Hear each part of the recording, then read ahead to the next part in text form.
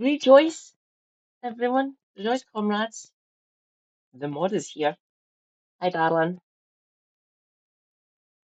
I've got his voice going through my mind. Remember, turn off heating. Remember, turn off heating. Some sort of warning signal.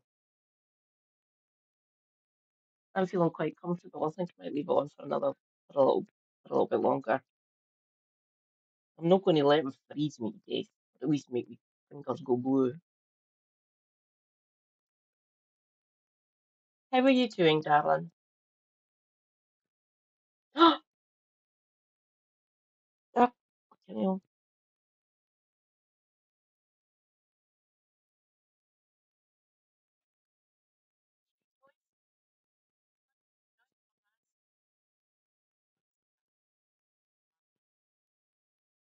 Numpty forgot to turn the phone off in the simless bastard.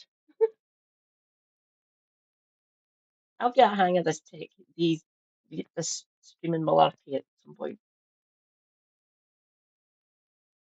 Would you look at that headline? My government are shit at being evil bastards, apparently.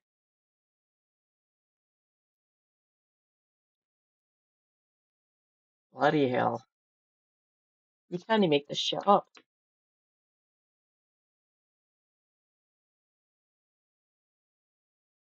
Ah, crud.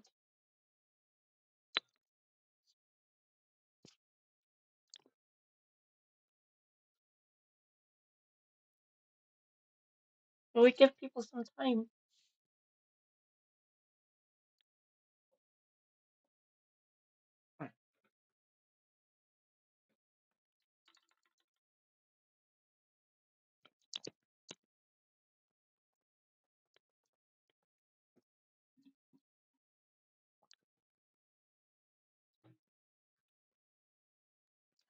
Oh, you might have. Here, he's got his order over there. The looting juice that Super Hubby bought me. Oh dear God.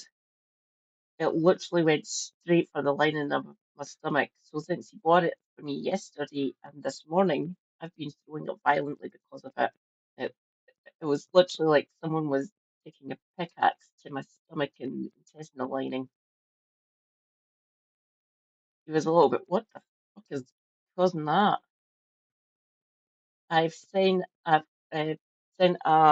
picture of the ingredients to my sister, see if she can get back to me about it and give me the most likely culprit so I know what to look out for the next time.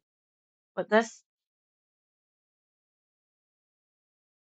Summerberry one seems to be okay so far. So I'll need to figure out what was in that other one that you bought me from Morrison's, a supermarket here in the UK.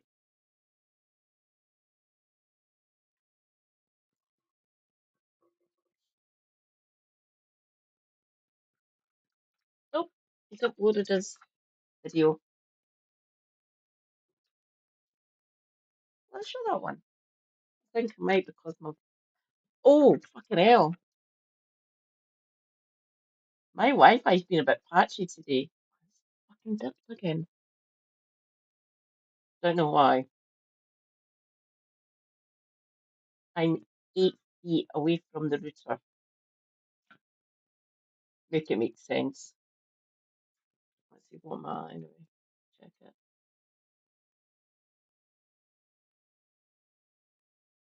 Okay. It says good.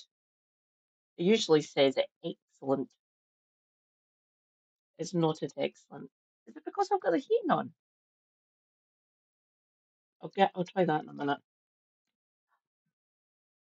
Yeah, there's no point leaving the heating on and opening windows. Basically just burning up our energy. I'll go and turn the heating off actually to see if that. Oh no, I'm back up to excellent. Make up your bloody mind, would you? I'll say again, make it make sense. Oh, hello YouTube comrades. Give me a minute while I fill my bottle.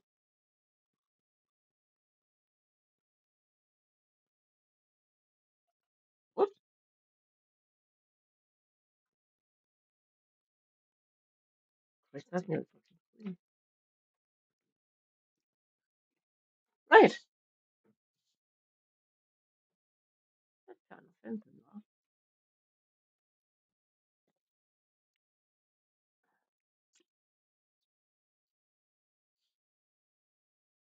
Oh, that's good. There, refreshment sorted.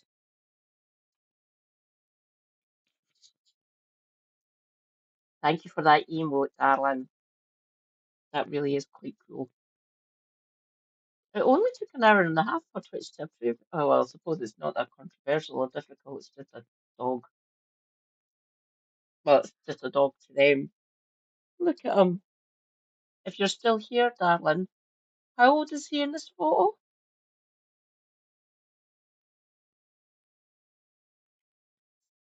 I hope this isn't mean or anything. He looks a little bit scruffy, as some breeds do. And grooming can be expensive, obviously. Back up to excellent. Huh, interesting.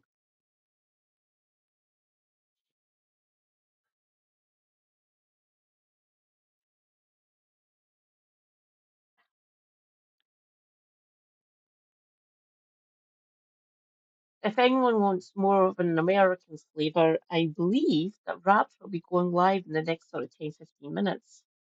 So you know that's Raptor Blue on Twitch.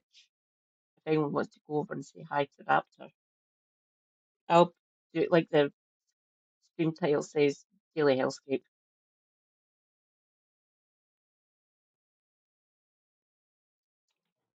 and maybe getting some people's help and see what else we can find. My posters. Fucking atrocious. Much better. There, I fixed the back of my chair.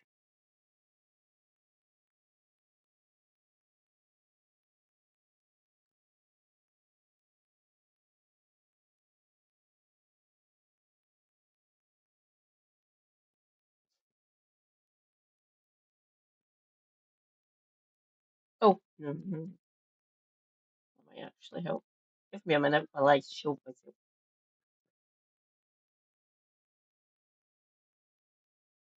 So me. Cinema. Cinema.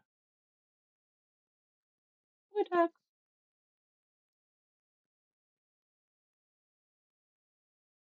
Do do do do do. Oh yes. Where am I? Gotta be it. Cinema.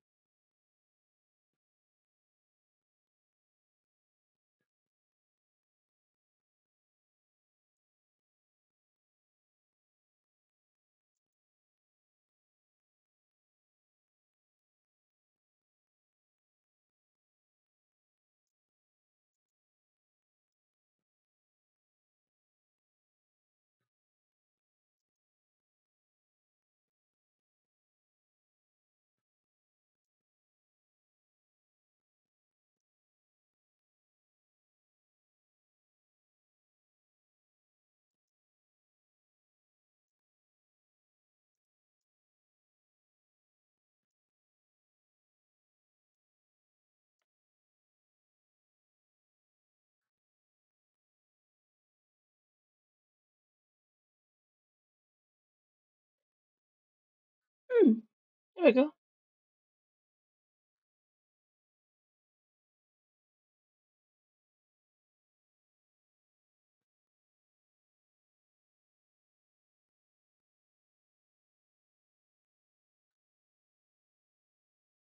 Oh, yeah.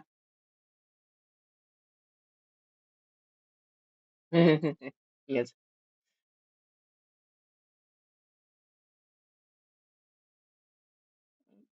Okay. And that there we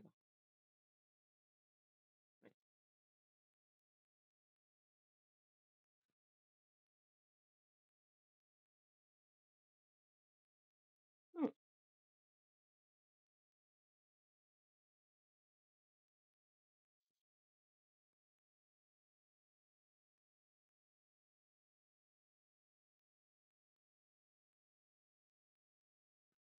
Hmm. Hmm.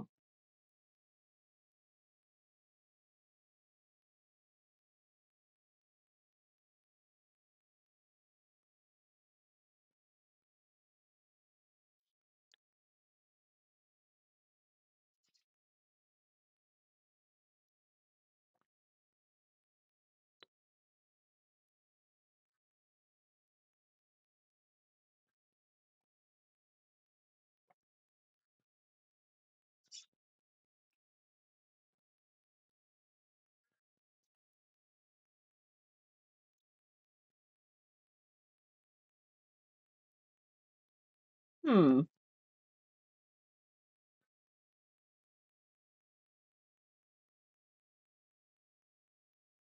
So this came out on Sunday, by the way, this story.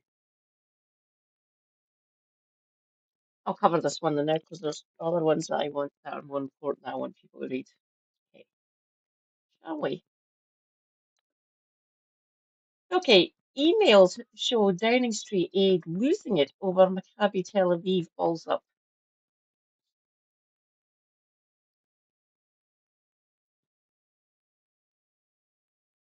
My government is really, really good, apparently. From Tony Gordstein at number 10, that's downingstreet.gov.uk, to Sir Mark Rowley. It's the head of the Met. Subject, Maccabi Tel Aviv against Aston Villa. Why are they things?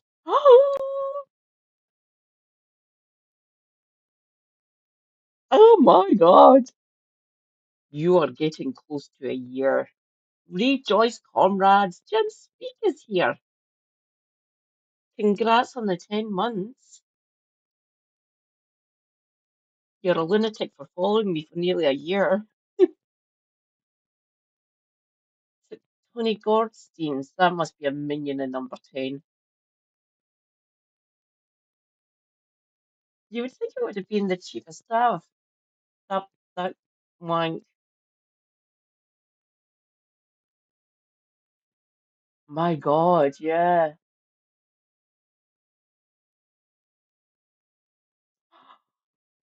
Rejoice, comrades. James Holmes is here. Correct. That's getting pinned. Uh, Ah, the sinless bastard is being a bastard. Holmes lies. Right, Mark, bit of a favour to ask you today. Excuse me. If you've time, read this and get back to me. The long and short of it is, I'm hoping you'll put in a call to Craig Guilford at West Midlands Police for us.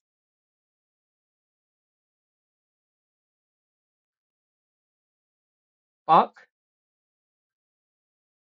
feel free to chat about this in the chat. I'm getting all sorts of horrible feelings and thoughts going through my head with that one. You do not call up the head of the Met to talk to other police officers about operational decisions they've made, Tony. I'll give you a bit of background and try not to go off on a tangent because there is so much going on with this story that has fried my head in the last couple of weeks. Good, I hope your brain's mush. Can't make you any worse at your job, apparently. This is horrible, horrible feelings and thoughts going through my head. So Maccabi Tel Aviv against Aston Villa. You know the basics. West Midlands Police banned the away fans. Yes. Do you want evidence of why they should be banned? We gave Keir a script to go to public and accused them of making the wrong decision. Yeah, we know. While dropping anti-Semitism into the sentence in a suggestive and loaded way. You what? How is this in the interest of the British people? How is this in the interest of Birmingham residents? And police officers, obviously, as well. Mind you, ACAB. All good Labour together stuff. Yes, we know. These are bought and paid for. The problem is that it isn't really working out the way we planned. No shit, Sherlock. In the old days, all we had to do was mention anti-Semitism and every careerist would run for cover.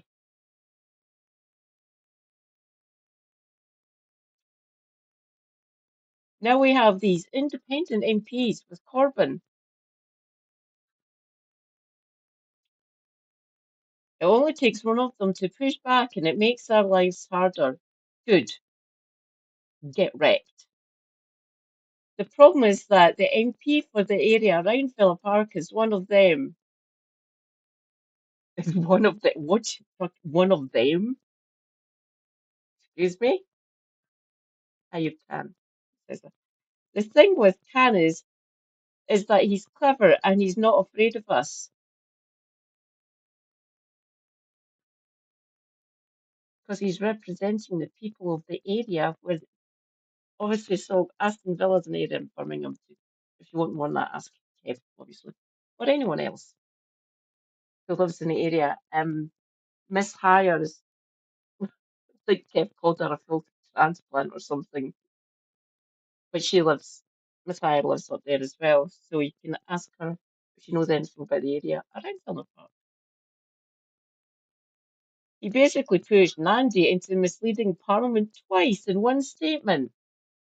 Yes, we know. I watched it. It was disgusting. Rejoice, comrades. Sozzled Snake is here. Hi, Sozzled.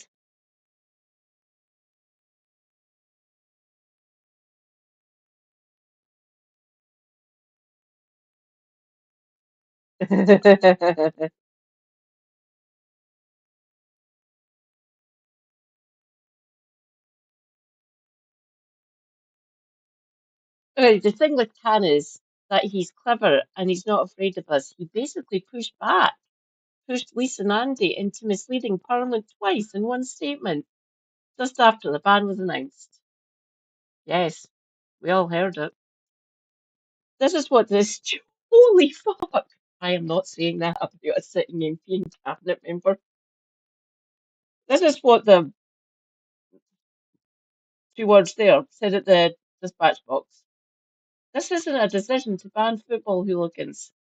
This is a decision to ban all away fans from the game, which a safety advisor group has not done for nearly 25 years in this country. Wrong, Lisa. Wrong even for that one stadium, let alone the rest of the country. And it was a decision taken not on the grounds that he suggests, which was risks posed by Maccabi Tel Aviv fans. Yes, it was. It was a decision taken in no small part because of the risk posed to them because they support an Israeli team and because they are Jewish. Excuse me. On the banning away fans thing, we're getting roasted on Reddit by actual Villa fans. Good. Saying that a ban like that isn't unusual, to be honest, is true. Celtic and Rangers banned away fans for a couple of years between 2023 and 2025 because we kept on getting drawn with against football teams whose fans are fucking bastards or lunatics. And Glasgow Police, and well, used to be Strathclyde Police, but now it's Police Scotland. uh, Strathclyde Police don't play around. If they've got any fucking evidence from other games in Europe, they're going to use that to say, no, stay the fuck away from Glasgow. Yeah, there's sections of the stand that I go to, the stadium that I go to, where certain fans, certain people are not allowed into. That was the decision taken by the football club with at the guidance of Police Scotland. So your statement earlier on, total bollocks.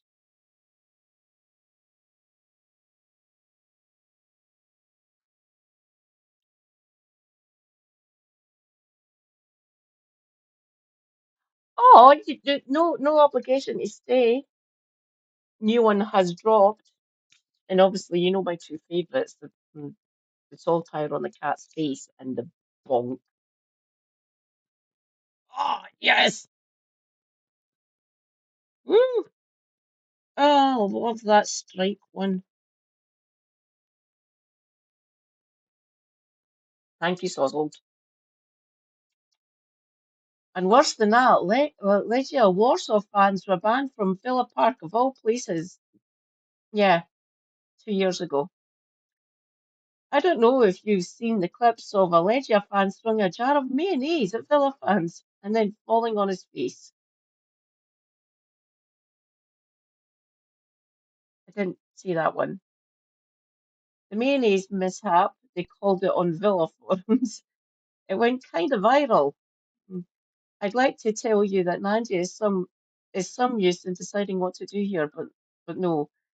I kid you not, she wants to go back to Parliament to say that Lydia Warsaw decision wasn't relevant because Jews didn't like mayonnaise.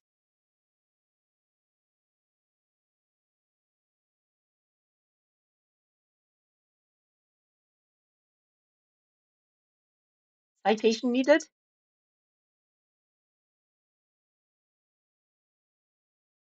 To my Jewish comrades, if you hear this, if you're here, or if you see this once I upload it to YouTube or publish it, please get back to me on that because that seems odd to me. Apparently, it's traditional to put mustard on all those deli sandwiches. I mean, Jesus.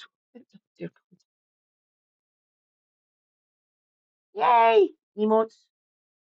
That's a funky little song.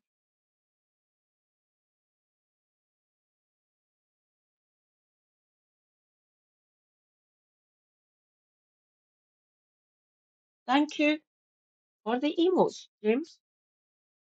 That one on that two, the two fish, the one at the end. That is that is a weird ass looking fish. Imagine that there's weird in the waters, and the oceans and stuff. The van lie isn't that bad for us though, because she was careful with her words. Yeah, it's like she's got speechwriters or something. And I'd remembered what Blair has been coaching us on since the election. Excuse me. He was on the phone with Blair nearly as often as I am with Mandy, and they have drummed it into us how to mislead people and get away with it.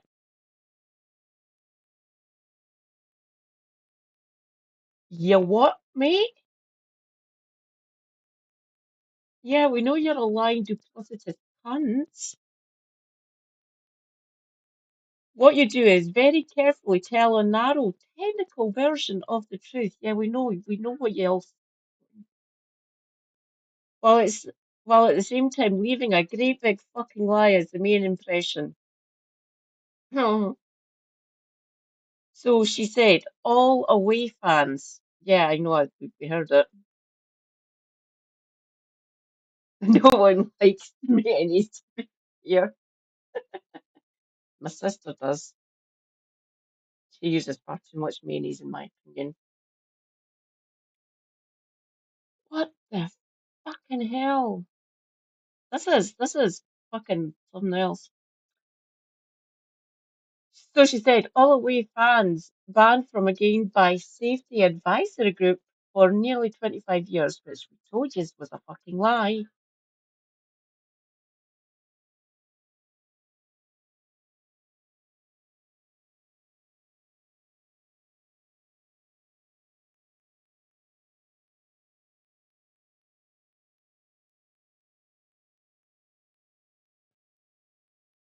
Oh, oh yeah, fuck her.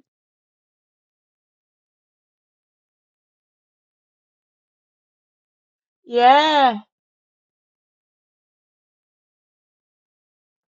I can suspect what it was like for you. Kind of, maybe. What the fucking hell? So that so that means if a club banned all except a few, or the police banned them all without consulting the safety advisory group, or UEFA did it, which they have done sometimes, or some other obscure difference, it's not obscure, it's the operation of a major football match or major sporting event in the country, so fucking shut that one up. There are enough ways to wriggle out of it. Yeah. If all else fails, we can say that 2 years is nearly 25 years. Do numbers better because there are only 23 years between them. It's not even that, it's months, you fucking dickhead.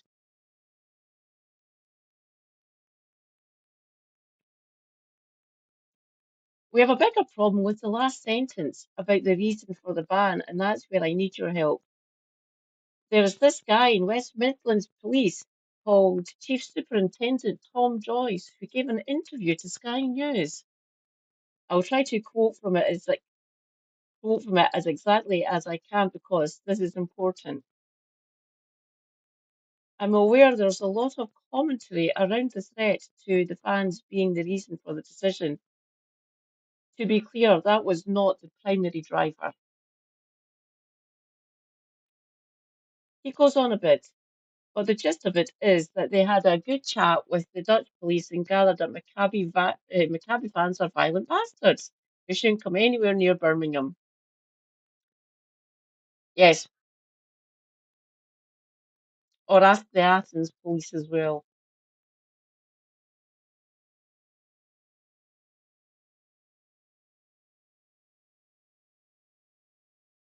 Yes, it is. The Sky News guy was well enough coached in the usual Sky way and did his best to push our narrative about anti-Semitism. But this Tom guy that talking about an act of chief superintendent, you dickhead. But this Tom guy just batted him away like a pro. Funny that a police officer knowing what his job is. I'll keep on having to say this because there's lots of mentions of pros in the A camp. We're thinking that it might be better to come from one chief constable to another. That's called coercion or collusion, depending on what the thing is. So if you could call Craig and ask and work out what to do about Tom, we'd owe you one. So going above the chief superintendent straight to his boss, that's delightful. Maybe Craig could put out a statement that anti-Semitism has no place in safety advisory groups. That wasn't, and that Tom Joyce has misspoken by recycling an ancient medieval anti-Semitic trope that Israeli football fans are not all nice people.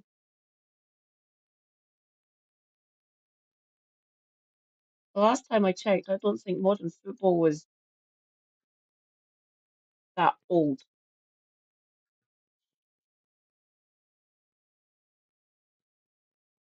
Christ almighty. Or we could get Tom himself to apologise and clarify his statement. Nancy said the decision was in no small part because they were Jewish. No, they were violent bastards. There is three fucking countries, Polis, who can attest to that. But he's saying it wasn't part of it at all. Mhm. What we've been bouncing around the office is that if we can't get away with, in large part, fucking hell, we could maybe get Tom to make a statement to say that it was in medium part, because the Maccabi fans are vicious, violent thugs who sing songs about raping Arabs, and another medium part, but not as big as a medium part, that some of the local people in Birmingham that they would have attacked might have attacked them back. I think that could work because we could make it all so complicated that most people wouldn't really understand what the hell he's saying. And then we could spin it as a retraction. Oh, mofo, people like me who can actually understand language still exist. There's plenty of us who can pick apart what you're saying in these fucking emails. Good.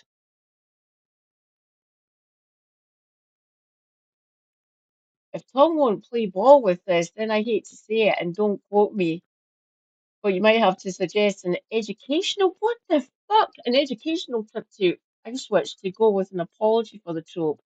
And if that doesn't work, it might have to be nice career you have there, Tom. What the fucking hell? Fucking- I'm just, I am not finishing that.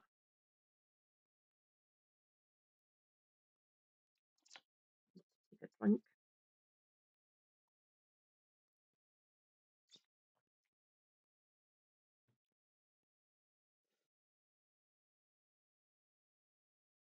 Ugh.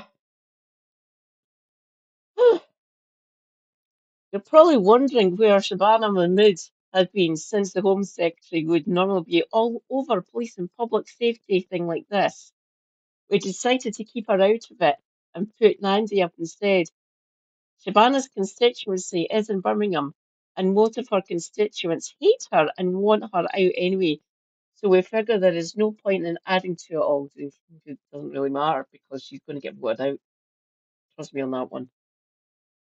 Plus, I was one of the people job. That's a good bit of information, isn't it? So it would be a bit embarrassing for me if she only lasted 5 minutes. She's valuable to us because she is apparently a Muslim.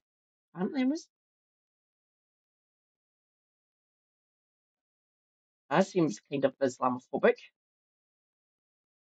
But she'd basically hand her granny to the Israelis to be tortured if she thought it would help her career. What the fucking hell? There is this seductive mixture of ambition, greed, and cruelty about her that I've always found sexy. Ugh. Blah. Fantastic. Misogyny. Anyway, the plan is to keep a wall around her while putting Nandy out front, but if possible, keeping both in their jobs till this thing is over. Anything you can do will help. Anything you can do to help will be appreciated. It might even make the peerage more likely. I'm joking, of course. That process is totally separate and independent. Your friend Tony. Disclaimer: this is a work of fiction, but any similarity to a person or persons living or dead is exactly what we wanted.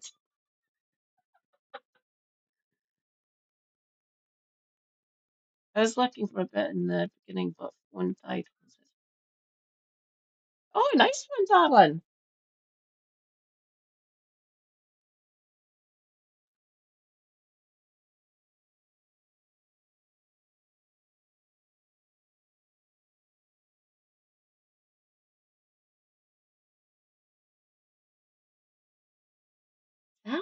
action then. Hmm. Go back.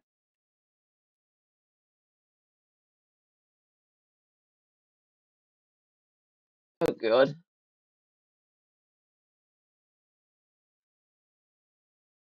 Oh, back up to excellent.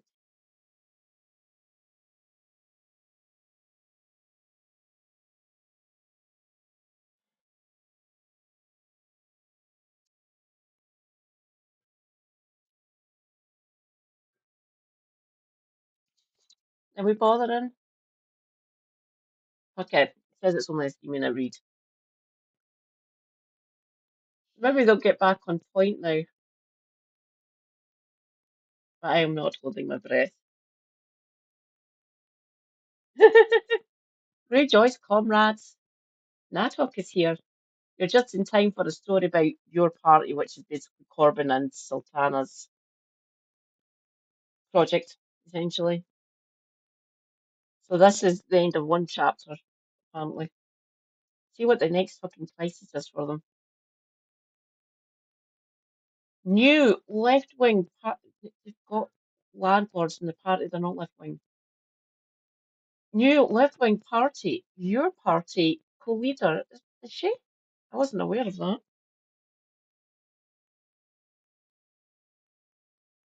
Zara Sultana has confirmed that she'll be dealing with the ongoing situation around MOU operations and the 800,000 the company currently holds. The Canary has learned that she'll be transferring at least 200,000 to your party in the next 2 days as it prepares to host its first conference in Liverpool. This is despite sources from within your party still actively briefing against her. Delightful. Zara Sultana, the money from MOU operations is coming.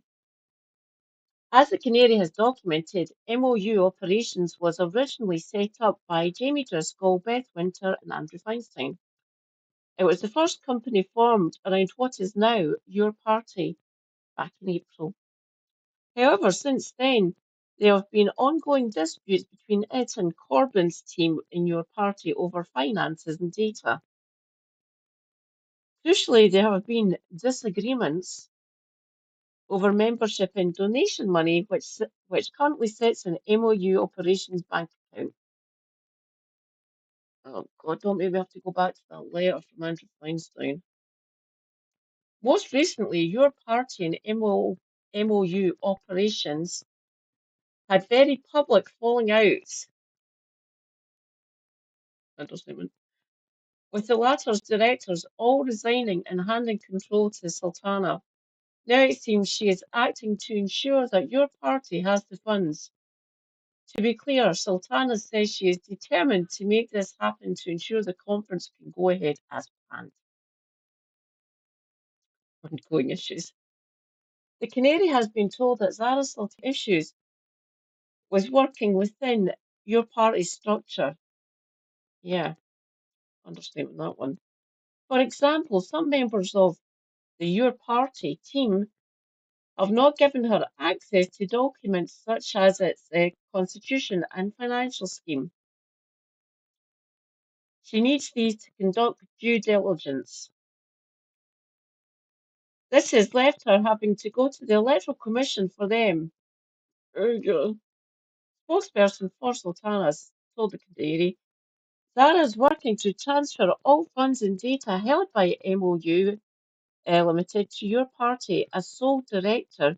She is legally responsible for ensuring the company's costs, liabilities, and expenses are settled. And this process may take some time. To ensure funds are available for the founding conference, she will transfer 600,000 in tranches over the next couple of weeks. The first 200,000 is scheduled to be sent tomorrow, basically, because it's the 11th. Just technically, it's the 11th now. All remaining funds will be transferred once the company's costs, expenses, and liabilities are settled in full. Oh, God. Your party spokesman told Sky. Why are you telling Sky? For Christ's sake. We are completely focused on putting together a successful founding conference for our members so they can democratically decide your party structures. You've already set some of these up. You're going to get rid of them once the members vote.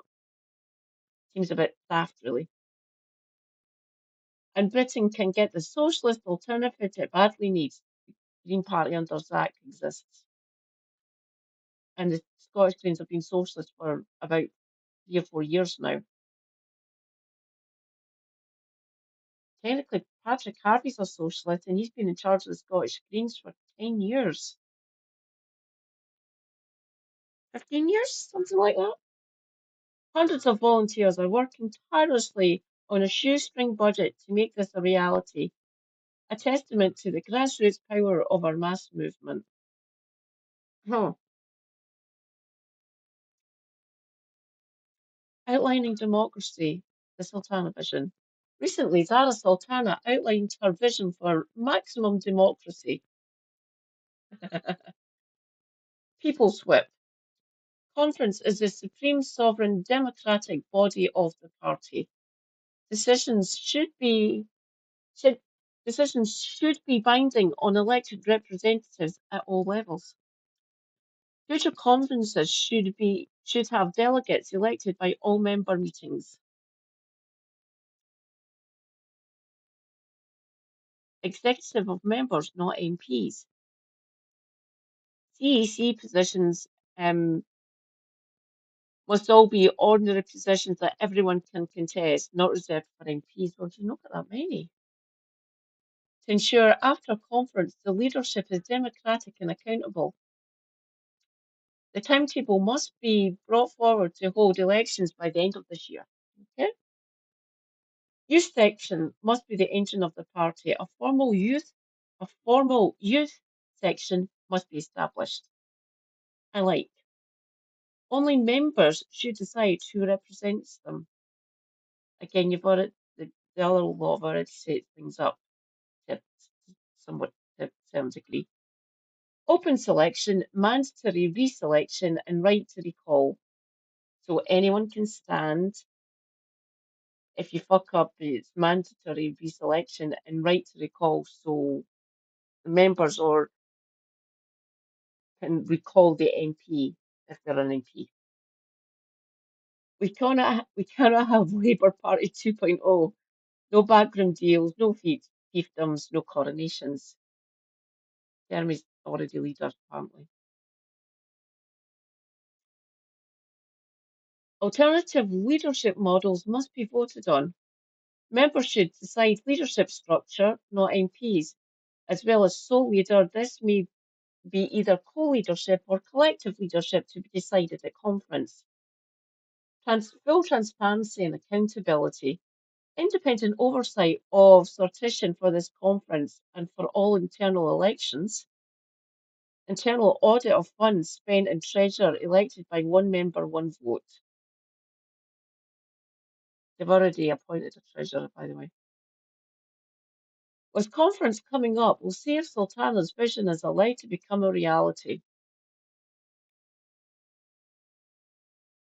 However, given the fact that insiders from your party have been briefing against her again in recent days, despite what seem to be Sultana's best efforts to clean up this mess, it's unclear whether that will happen.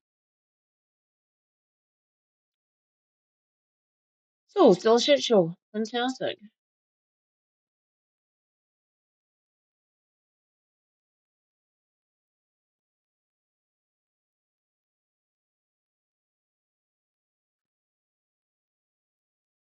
Oh God. Right. Okay.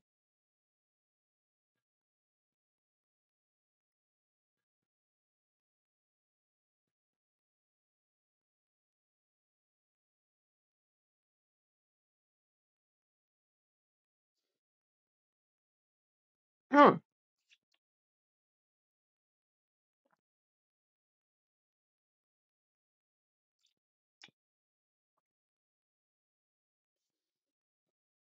Hmm. Bunch of bastards, yeah. Fun. Fun times. Says it's a 5-minute read.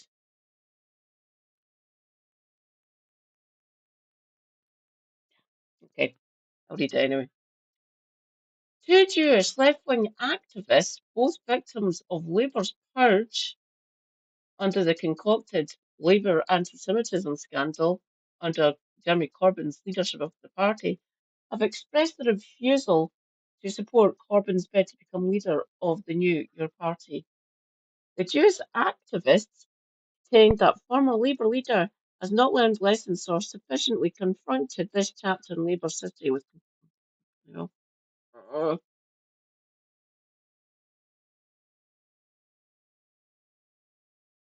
Last week on BBC's Sunday Politics programme, Corbyn was interviewed by Samantha Simmons, a pro-Israel activist, with a record of regurgitating Israeli propaganda as fact. I don't know who this person is, I don't live in London. Simmons, of course, brought up supposed Labour anti-Semitism under Corbyn's leadership, asking why London's Jewish community should support him now. Corbyn didn't challenge the patently false and long debunked anti-Semitism problem narrative surrounding the Labour Party because the Labour right, including our current Prime Minister, basically made sure this happened. Nor the EHRC report, which implied it had found anti-Semitism. Above all, he did not raise the repeatedly exposed racism of the Labour right, who, under his tenure, were running the party's admin and were key promoters of these narratives. They were doing it behind his back. Instead, to Greenstein's horror, Corbyn played into it by defending his and his team's record of actions over supposed anti-Semitism failings within the Labour Party.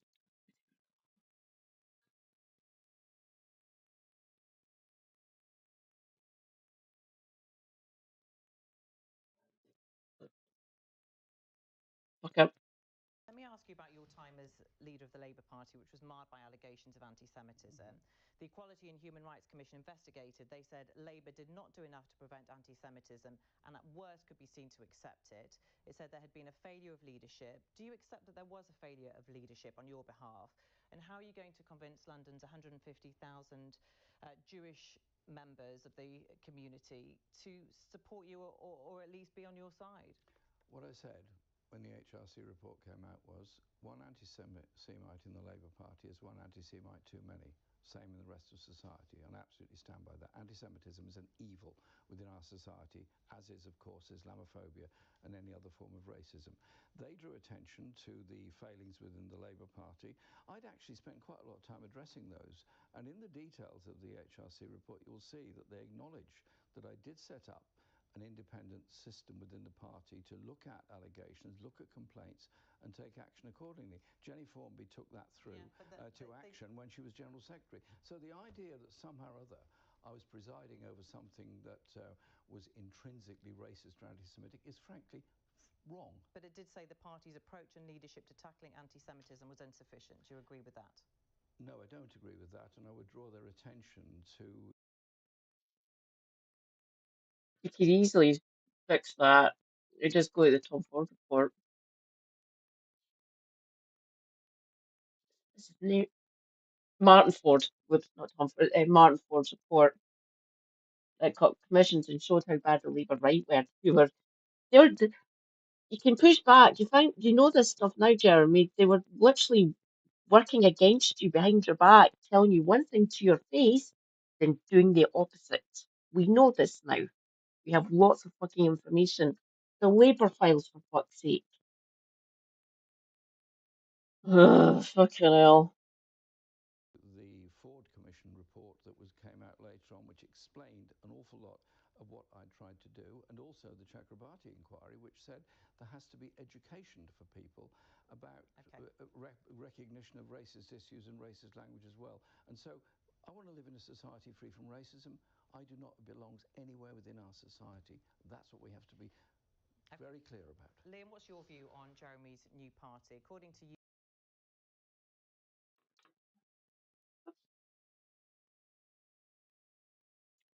Now, Jackie Walker and Tony Greenstein, two high-profile Jewish victims of Labour's purge of the left, which began under Corbyn's leadership, had escalated by his successor Keir Starmer, have said that the interview shows Corbyn hasn't learned the clear lessons of the scandal.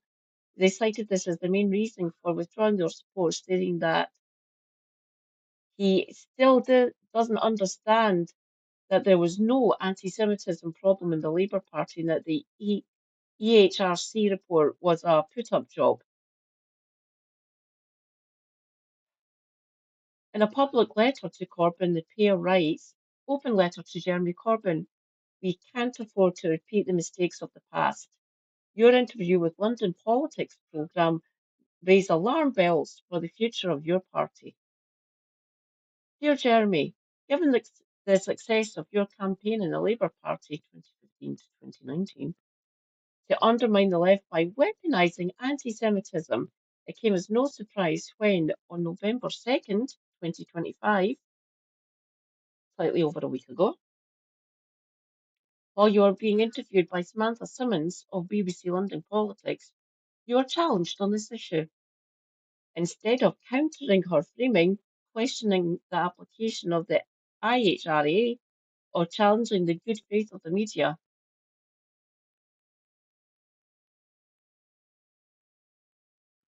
good faith of the media?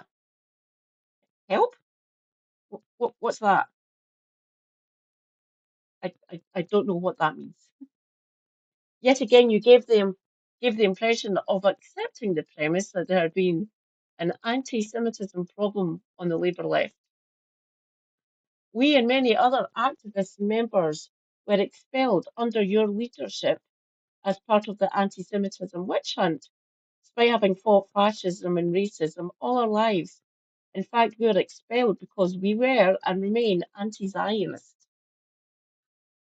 We received no support from you as leader, quite the contrary. In Labour's leaked report, it stated on page 306 that Jeremy Corbyn himself and members of his staff team requested that particular anti-Semitism cases be dealt with. In 2017, Lotto staff chased for action on high-profile anti-Semitism cases of Ken Livingstone, Tony Greenstein, Jackie Walker and Mark Wadsworth, stressing that these cases were of great concern to Jewish stakeholders and that resolving them was essential to rebuilding trust between the Labour Party and the Jewish community. We find it astounding that you still don't seem to understand, a decade after you were elected leader, how and for what purpose, with the support of the majority of Labour MPs, that's the PLP for easier, factions like Labour Together and the Israeli embassy-funded Jewish Labour movement, anti-Semitism was weaponised. We know this now, yeah. As activists and Labour Party members, we were collateral damage. No, you were literally demonised. Give me a minute, I need to fix myself. I was wondering where you got from. Right. Give me a minute, please, everyone.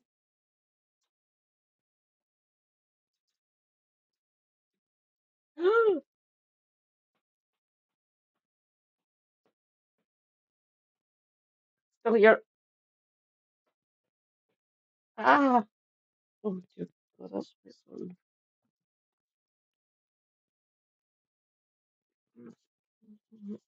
Right.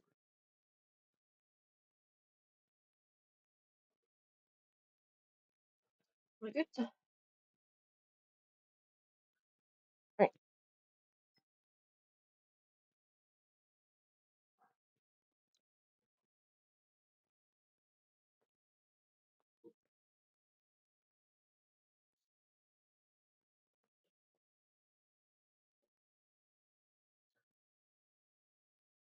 Okay, as activists and Labour Party members, we were collateral damage. You and the pro-Palestinian left were always their principal target, yet you never seem to quite grasp this. At no point in recent interviews did you challenge the assumptions of the journalists. Your response was to claim innocence on your own part. Technically, you could just a little bit. because the Labour right were doing this behind his back.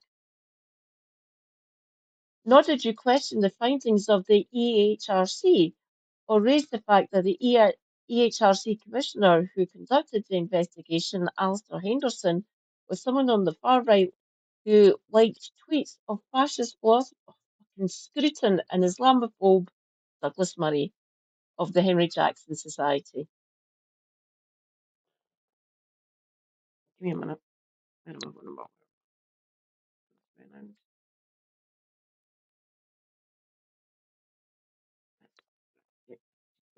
Wait.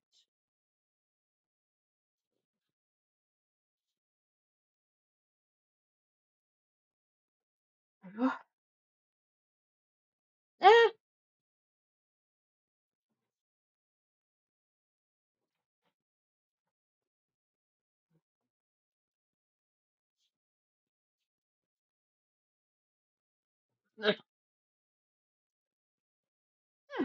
much better. The whole EHRC investigation was shoddy. That's an understatement. Chris Williamson secured the removal after threatening legal action of all references to him. The alleged harassment consisted of two members, Pam Bromley and King Livingston, exercising their right to freedom of speech to deny that there was an anti-Semitism problem within the party. You didn't even repeat your previous criticism of the EHRC as being part of the government machine. Oops. Give me a minute, everyone.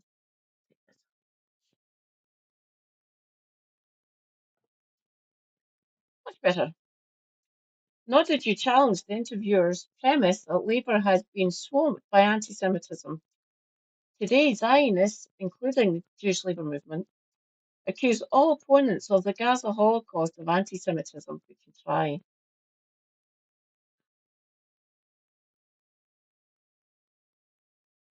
It is now clear to most people that Israel's standard response to accusations of war crimes is to cry, anti-Semitic. This is not the time to be defensive. This is the time to press our message home. The allegations of anti-Semitism were and are being weaponized for political purposes. Right. We are disturbed that you repeated the mantra of the Labour right that one anti-Semite is too many. Leaving aside the fact that what they meant by anti-Semite was anti-Zionist. This is the wrong way to fight racism. It is noticeable that Labour's right never said the same about one Islamophobe being too many, as most of them would have been expelled. Wow, they're not holding back here.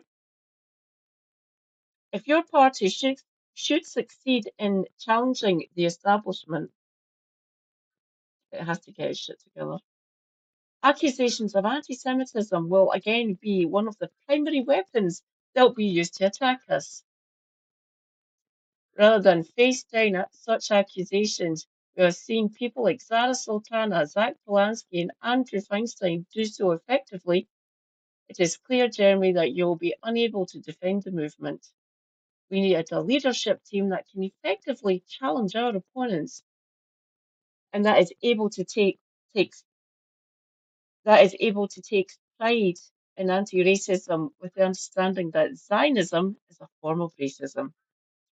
This is why we oppose you becoming sole leader of your party. In solidarity, Jackie Walker and Tony Greenstein. Yeah, right.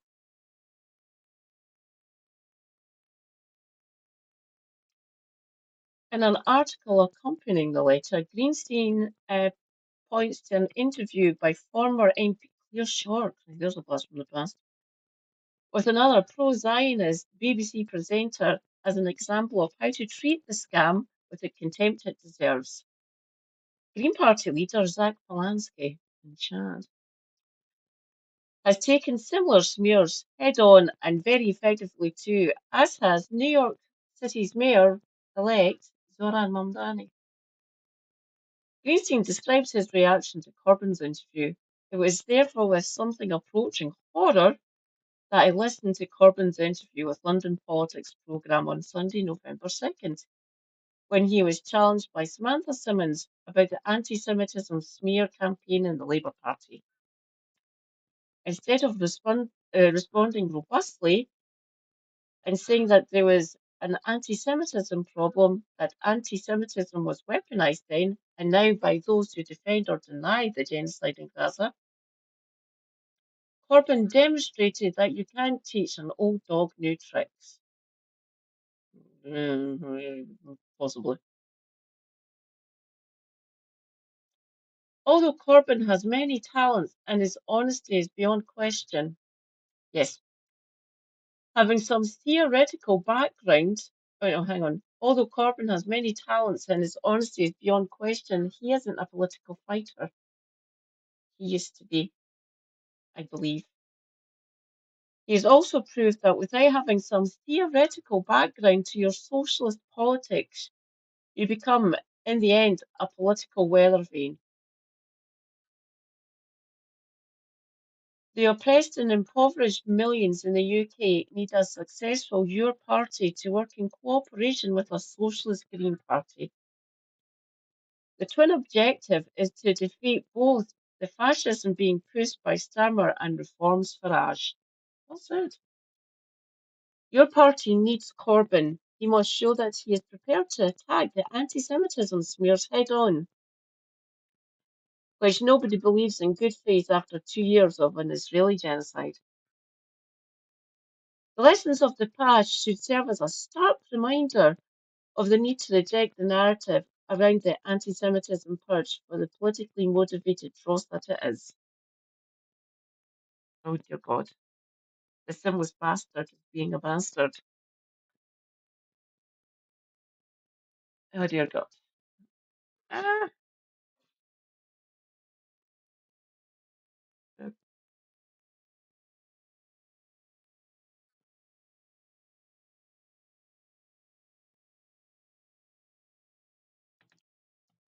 I am restarting the sinless bastard.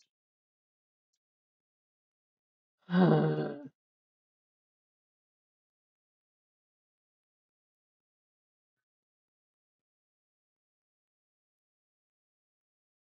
God.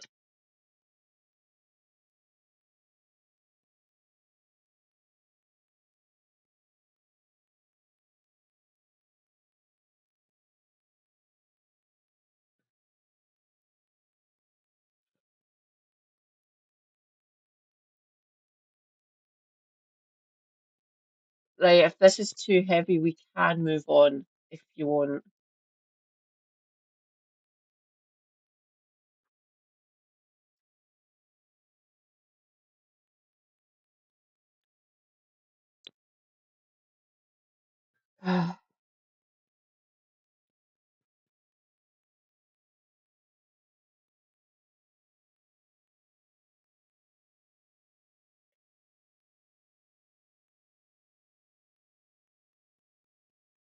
Uh,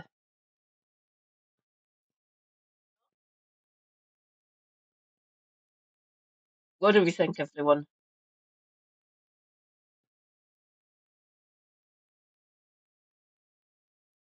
Okay. Ah,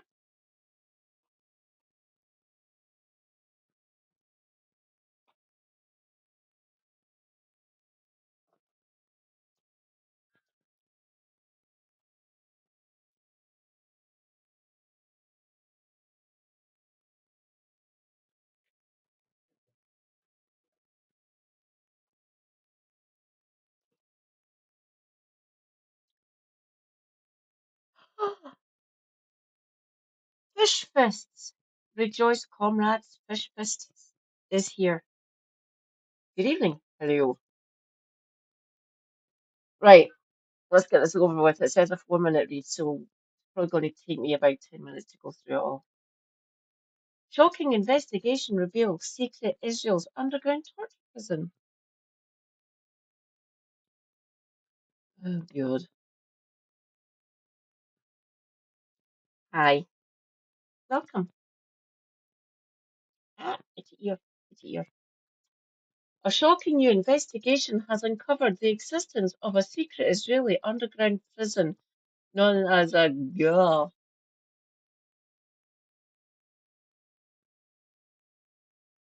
kevet? I don't do Hebrew, unfortunately. Here, almost 100 Palestinians from the Gaza Strip are being held in conditions described as harsh and inhumane. Well, obviously. They live in complete isolation from daylight, that's unhealthy, deprived of adequate food and any contact with their families or the outside world. If you deny us daylight, if you deny us getting out into the environment outside, our health takes a hit, by the way.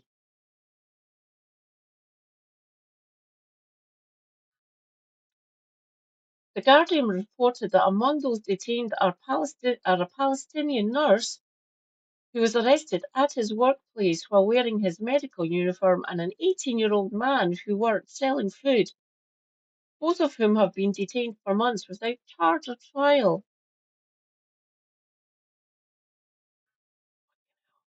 Lawyers from the Public Committee Against Torture in Israel, Fatty, who represent the two men, said they were transferred to the lower complex of the prison in January and spoke of repeated beatings and violence consistent with patterns of torture documented in other Israeli detention centres.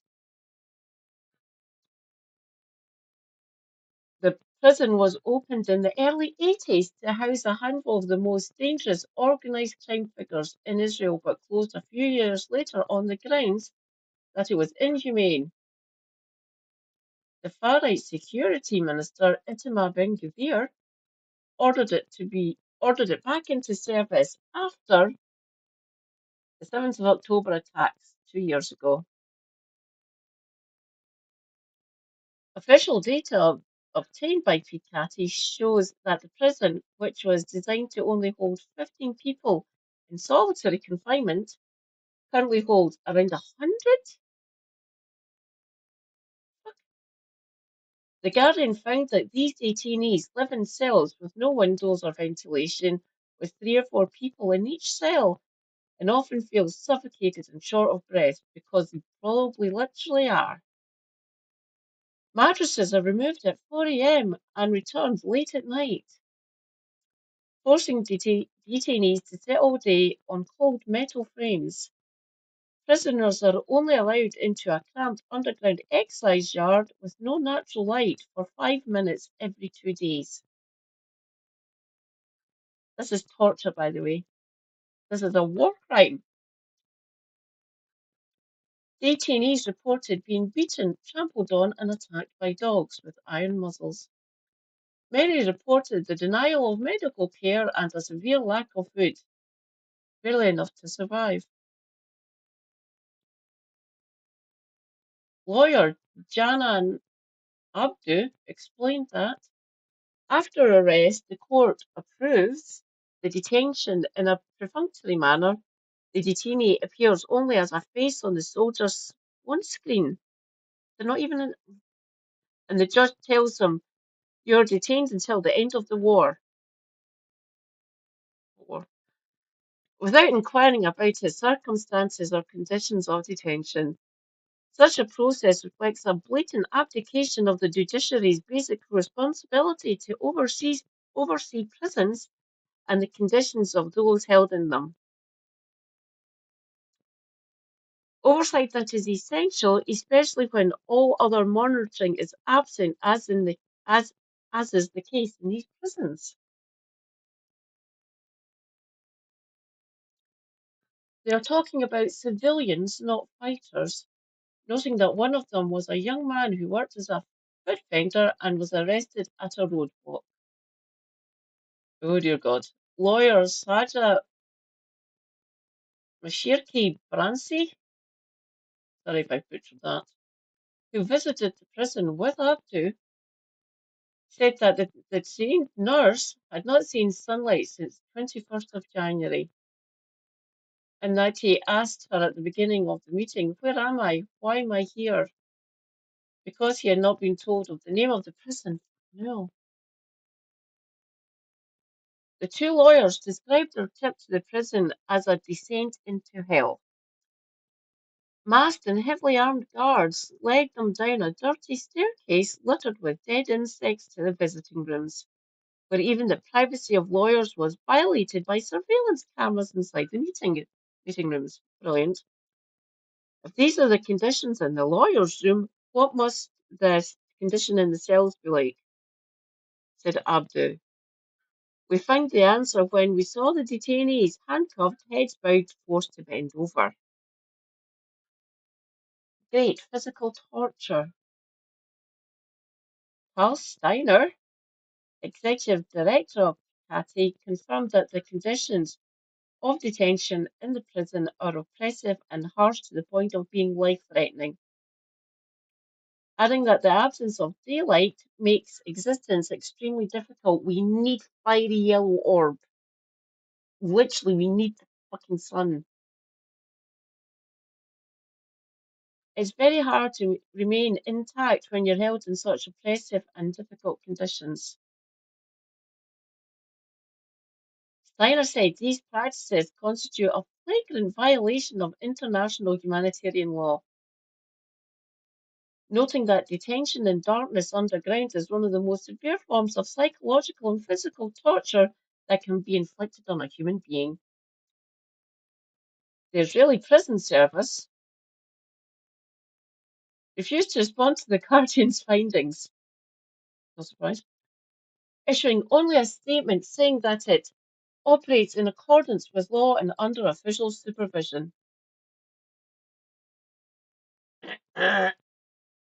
According to the official data, around 1,000 Palestinian detainees remain in Israeli custody in similar conditions, despite the release of 250 convicted prisoners and 1,700 detainees from Gaza during the truce agreement in mid-October.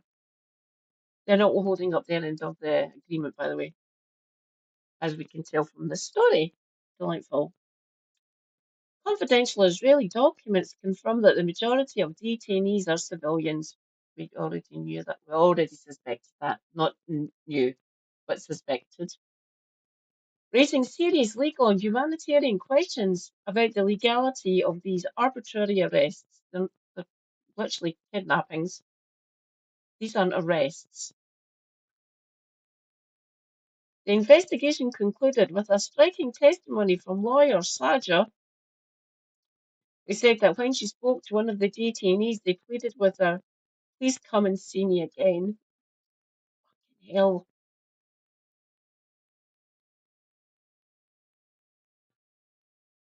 fuck these absolute fucking monsters. There we go. Excellent.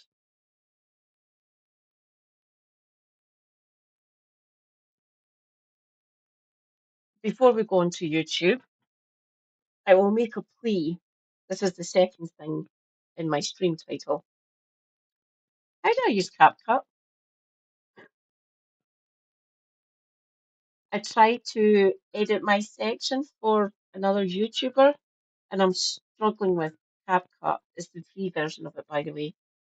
So if anyone wants to go into the Discord and give me help, I'd really appreciate it. In fact, I'll do that and I'll post the link.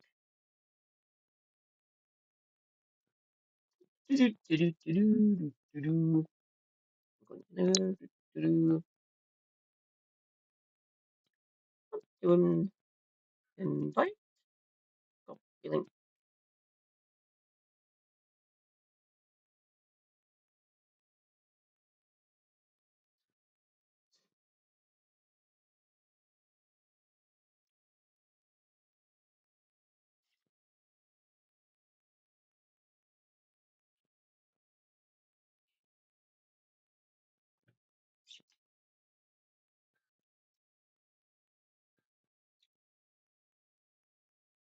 Boom.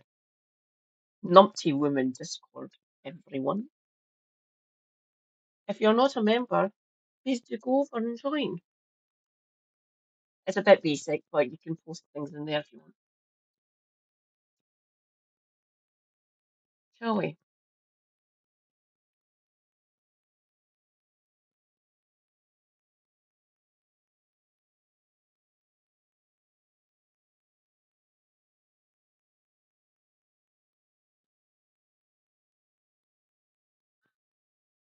Ooh.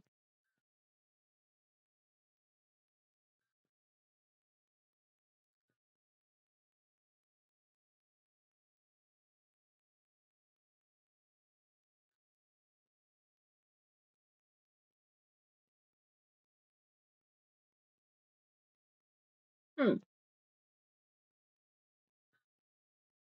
You know what? Fuck it. I'll actually show this.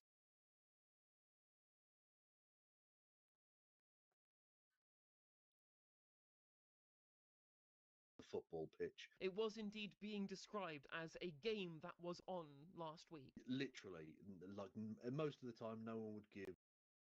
We've talked on stream, both myself individually and with No Justice, about the really massive issue of the random group game between Aston Villa Football Club and Maccabi Tel Aviv. One of the truly great titanic tussles of the football pitch. It was indeed being described as a game that was on last week. Literally, like most of the time, no one would give the slightest shit, other than the fans of the two clubs involved and maybe someone having a bet. That's about it. Literally it. No one gives a fuck, right? But the thing is, I don't know if you've heard, but there's a cheeky bit of genocide going on in Israel slash Palestine at the moment and for the last 80 years, but specifically the last 2 and a bit years.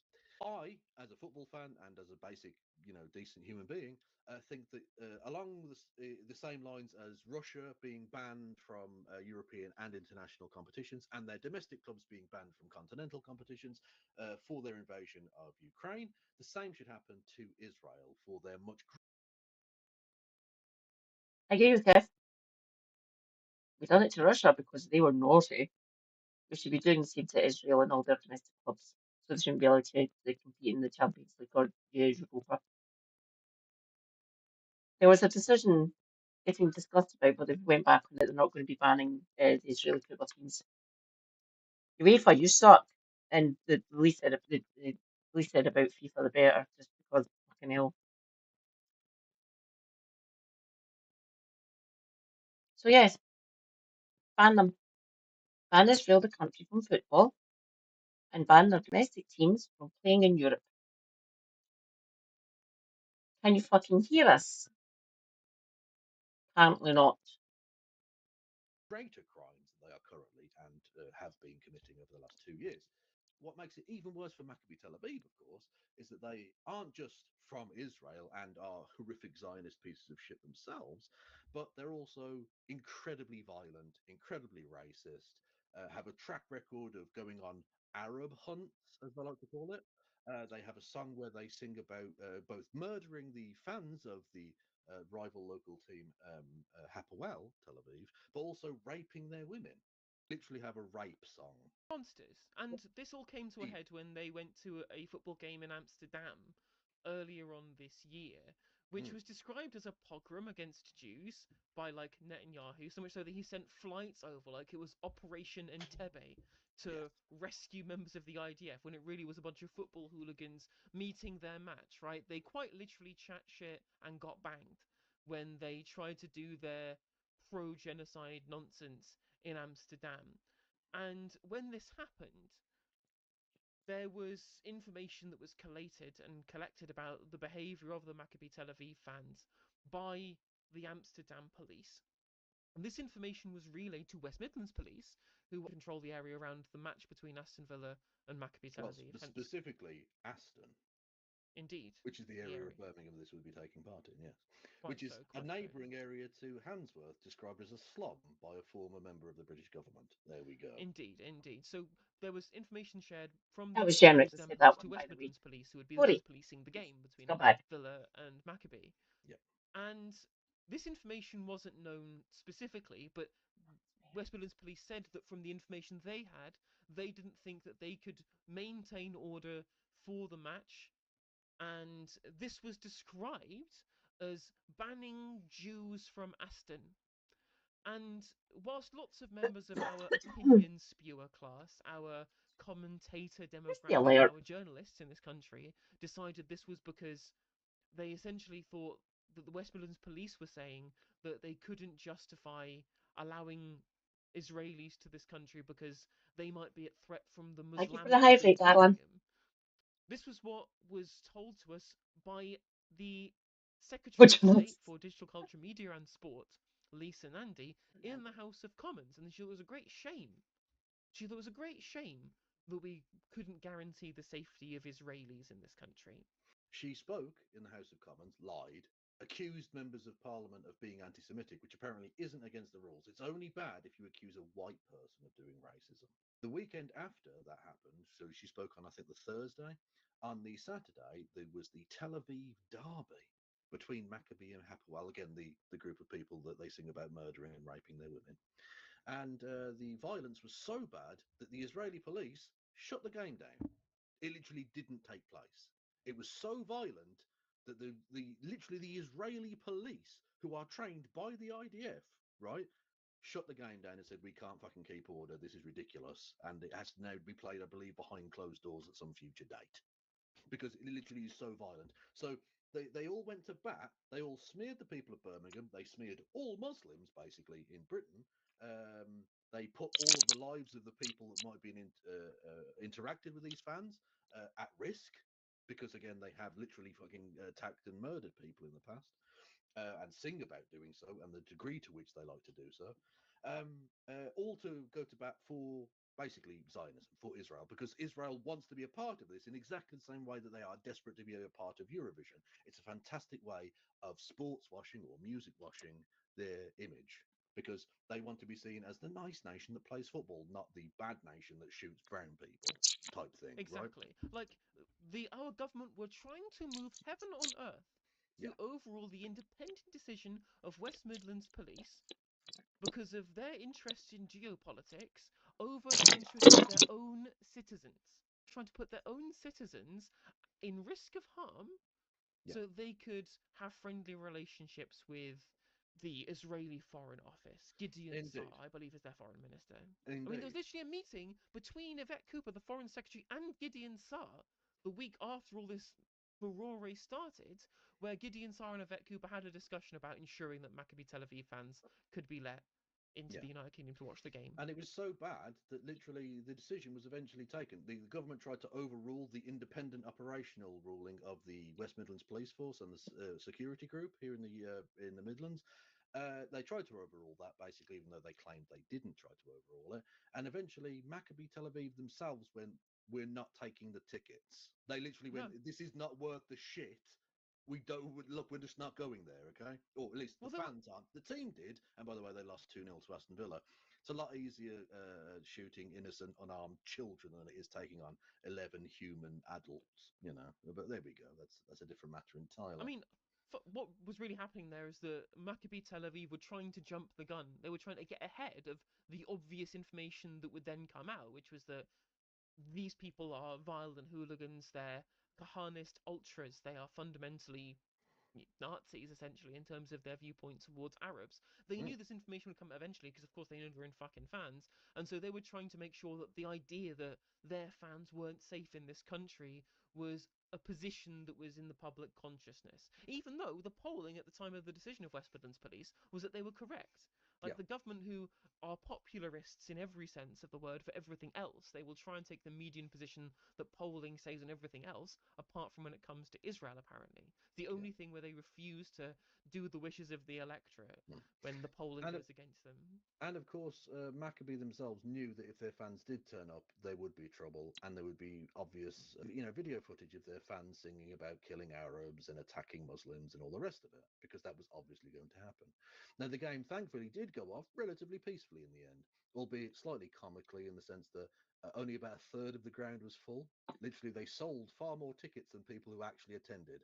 People who had bought tickets couldn't give them away because no one wanted to go anywhere near the place because there were going to be locals protesting, and there were going to be pro-Israel people and anti-Israel people. But thankfully, they drafted in like 700 extra police. That's quite expensive, but they were able to keep them sort of at arm's length for the most part. There was some silliness and a few arrests and stuff, but largely it was fine. Anyway, so on to the fact that the lying liar lied and will lie again. You told the House of Commons that that decision was based in no small part on the risk based to those fans that are attending to support Maccabi Tel Aviv because they are Israeli and because they are Jewish. West Midlands Police told Parliament this week and Sky News this week that that was not the reason, that the reason was because of the hooliganism of those fans. Would you like to apologise to West Midlands Police? No, but I would like to commend West Midlands Police for the policing operation that saw hundreds of officers deployed onto the streets with care and sensitivity. But I want to be really clear with you on this point, Lewis. I, of course, as you would expect, requested the advice from West Midlands Police. Well, shall we take a look at that advice? The threat assessment, having assessed the situation against the disorder model, it is considered that the event is causing tension. This is based on potential for serious and sustained violence from risk elements of Maccabi fans. Numerous local communities are extremely concerned and fear of the event. The local community's concerns and probable risk of serious violence, the potential for significant protests, including various groups against the event. Organised groups may attend to disrupt the fixture using a variety of tactics. There will be significant disruption to city centre and wider Birmingham. That's All fair. groups are known direct anger towards police, which, the last one, who cares? Risk of significant spontaneous disorder, high. Risk of antisocial behaviour, high. Risk of protest, high. Risk to away fan supporters, high. Risk of pre-planned disorder, medium. Risk to local Muslim communities, medium. Pro-Palestine protesters, medium. Risk of crime, medium, etc., etc., etc. Based on the above, the overall risk assessment is high. So that's what she was told.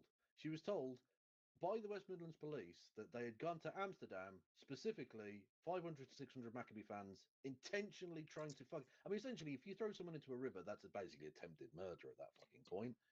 Yeah. It's a very significant risk for that person's health and/or life, and that this was a potentially high risk in this case. Like the very first two things in the threat assessment are about the violence and risk elements of Maccabi fans and the concern of local communities in fear of the event. Yeah.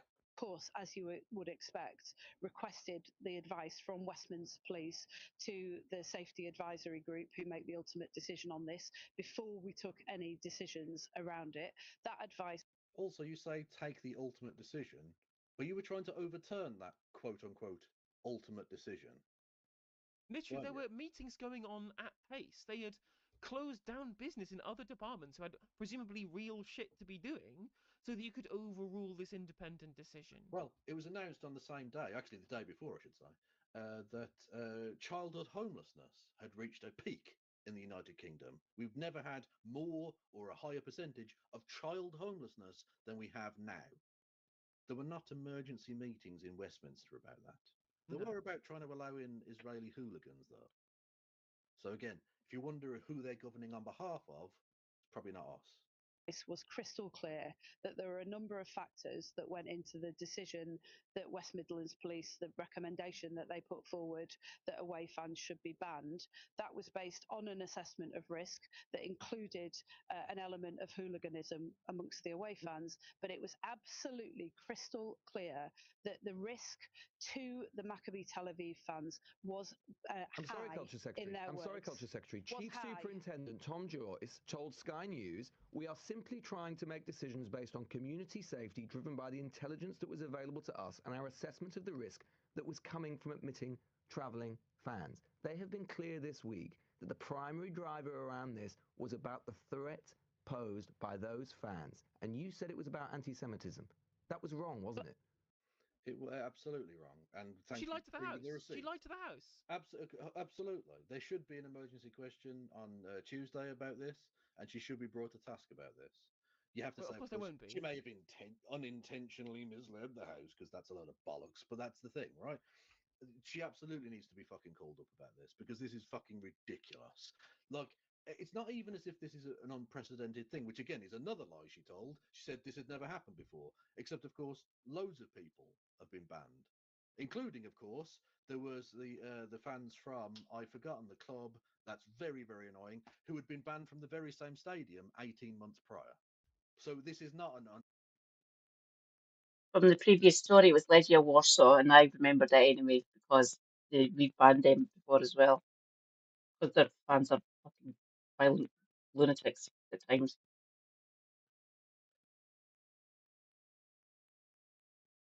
So this isn't unprecedented, trust me, especially not up here in Glasgow or because the one from 3 years ago.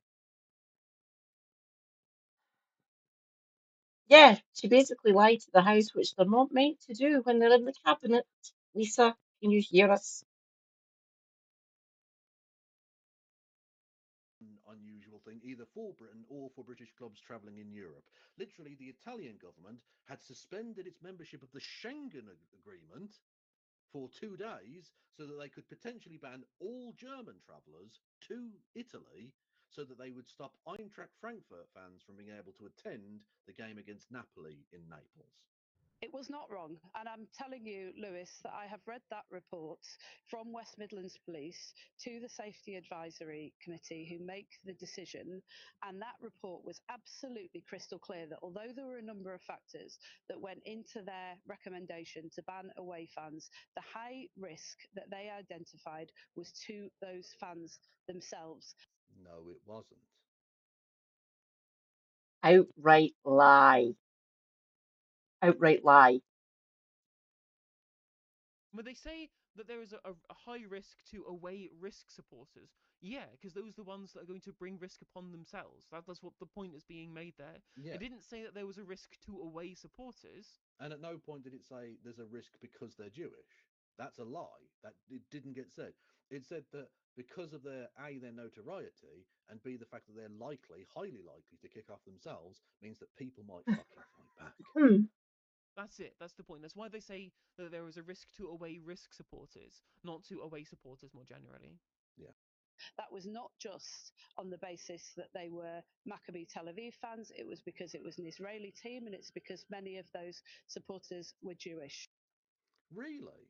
Because if that were true, why was the delegate from the Israeli embassy able to attend the game perfectly fine and leave perfectly fine?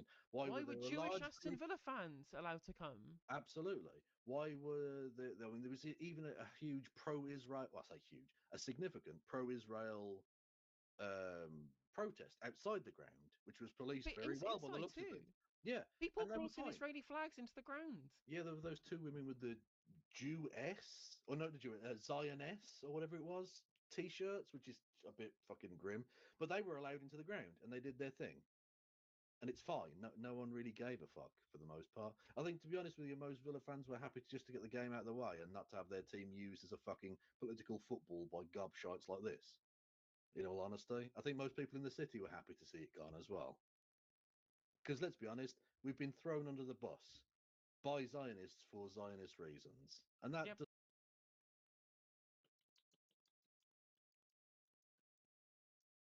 Like Kev's in Birmingham. He's not a Villa fan. He's a Birmingham City fan. And he didn't want them to come at all, as you can as you can hear him say. So yeah, I didn't want them to come, and I'm not even in Birmingham, but I'm a football fan, and fans have been banned from Celtic Park and from Ibrox, which is Rangers Stadium. Teams, if fans have been banned because they're violent bastards, we don't allow them in. It's like when crack down on that. It's bad enough between Celtic and Rangers fans. We can't be. Don't get me wrong. Fans have been banned by both teams. Entire sections of our of our fan community basically said, "No, stop it! You're bringing us." Actions have been taken against Celtic because of certain factions within the Celtic supporters.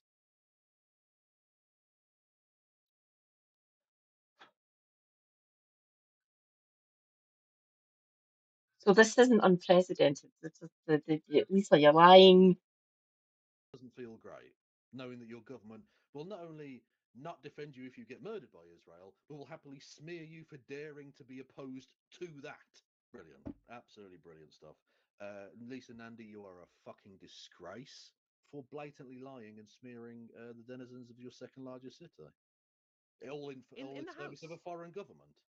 In the mother of all parliaments, she told a deliberate and malicious and pernicious lie Yep. about the people of Birmingham during a time at which community tensions are incredibly high because we have a government and an opposition and an actual real opposition who happen to only have 5 MPs, where they're trying to demonize Muslims in this country more broadly.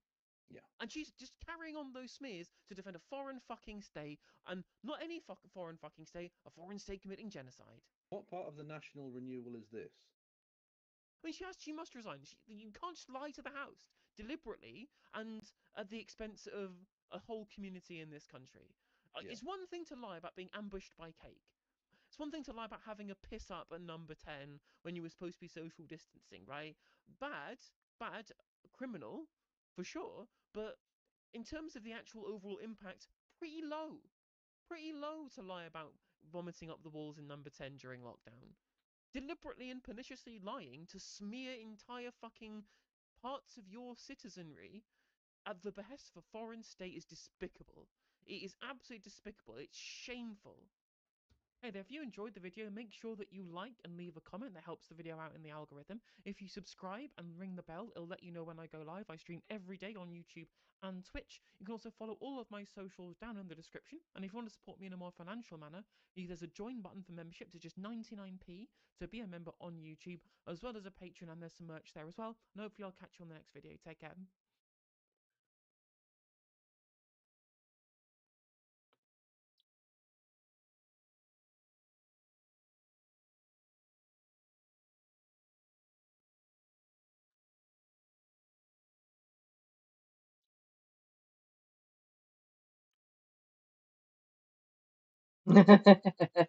Oh, it's just 2 minutes.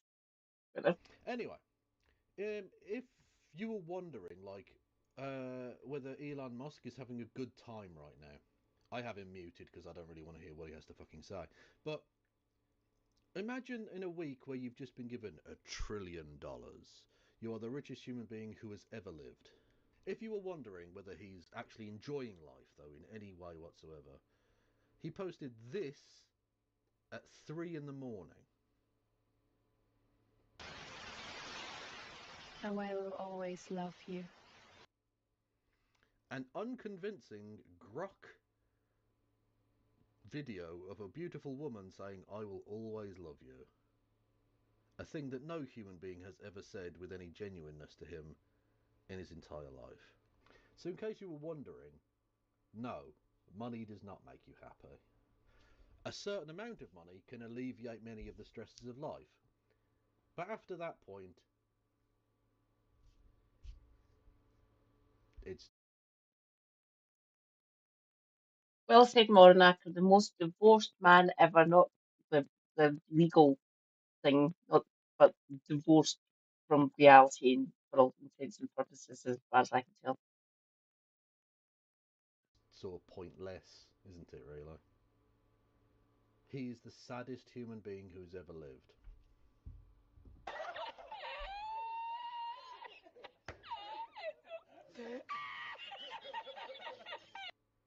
He is the most divorced human being who has ever lived.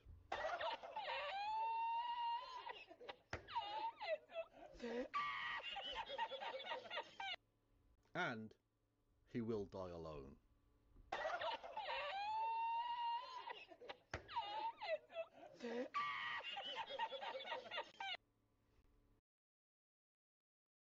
I really do love that signboard. Kev uses it a lot. Thank you, Jordan. That's you're giving joy to everyone who watches Kev. I mean, say, Jordan, can you make me one? Take comfort in that, I think. I think there's something worthwhile in that. Surely Jar Jar Gabor holds the record for most divorces at around 7. Well, I'm not saying the most as in the overall number, I'm saying the most tragically divorced human being who's ever lived. I mean, genuinely the most pathetic creature who has ever walked this earth.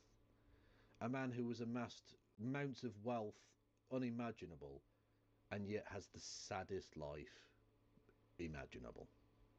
Doesn't matter how rich you are, you can't buy love. You can't buy a personality. You can't buy likability. Some of the most awesome people I've ever known have had barely two. Oh, segue, I came into the phrase the most tragically divorced man to have ever lived. And really, Kev, you need to narrow it down for me. Quite funny.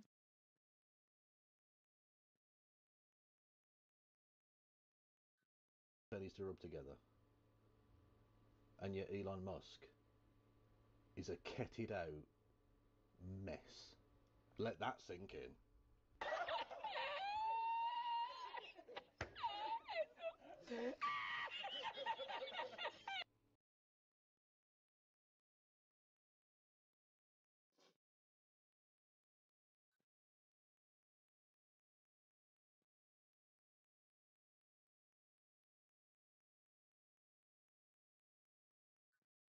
Right, I'm going to be a good little girl.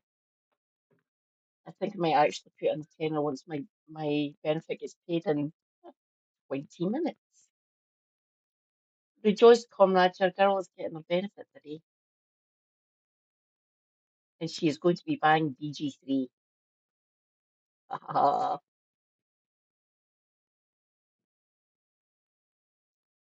I will be back momentarily. You know what? I think I might actually fill my water bottles while I'm in the kitchen.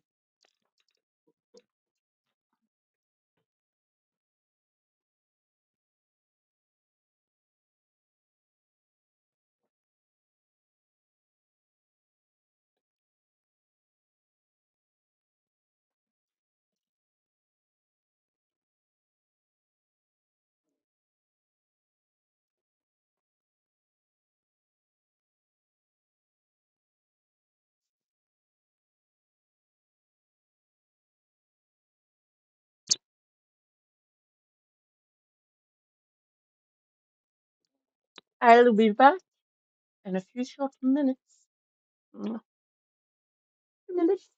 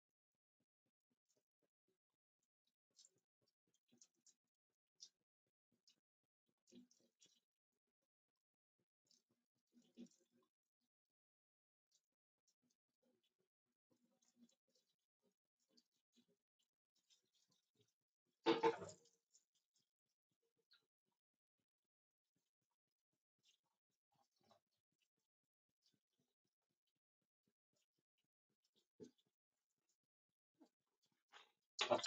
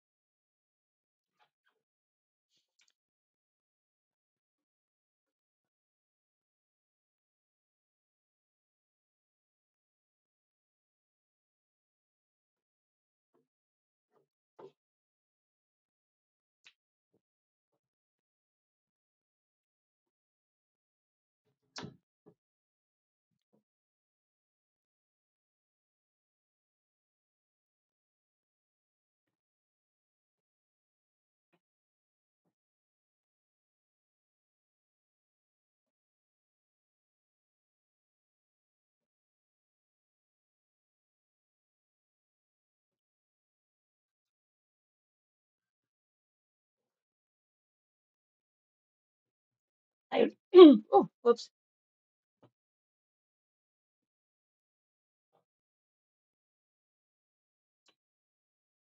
Oh, no.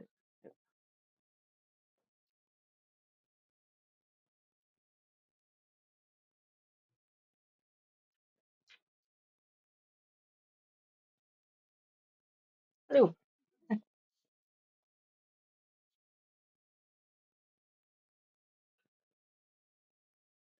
Okay.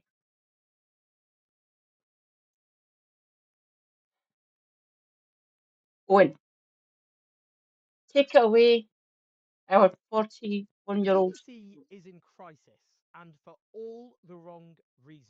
What is going on right now is a scandal, and it is truly disturbing in terms of what it tells us about the direction that Britain is heading in, as well as much of the West. Now, Tim Davie, the Director General of the BBC, and Deborah Turness, the CEO of BBC News, have resigned. This comes after a leaked dossier written by Michael Prescott.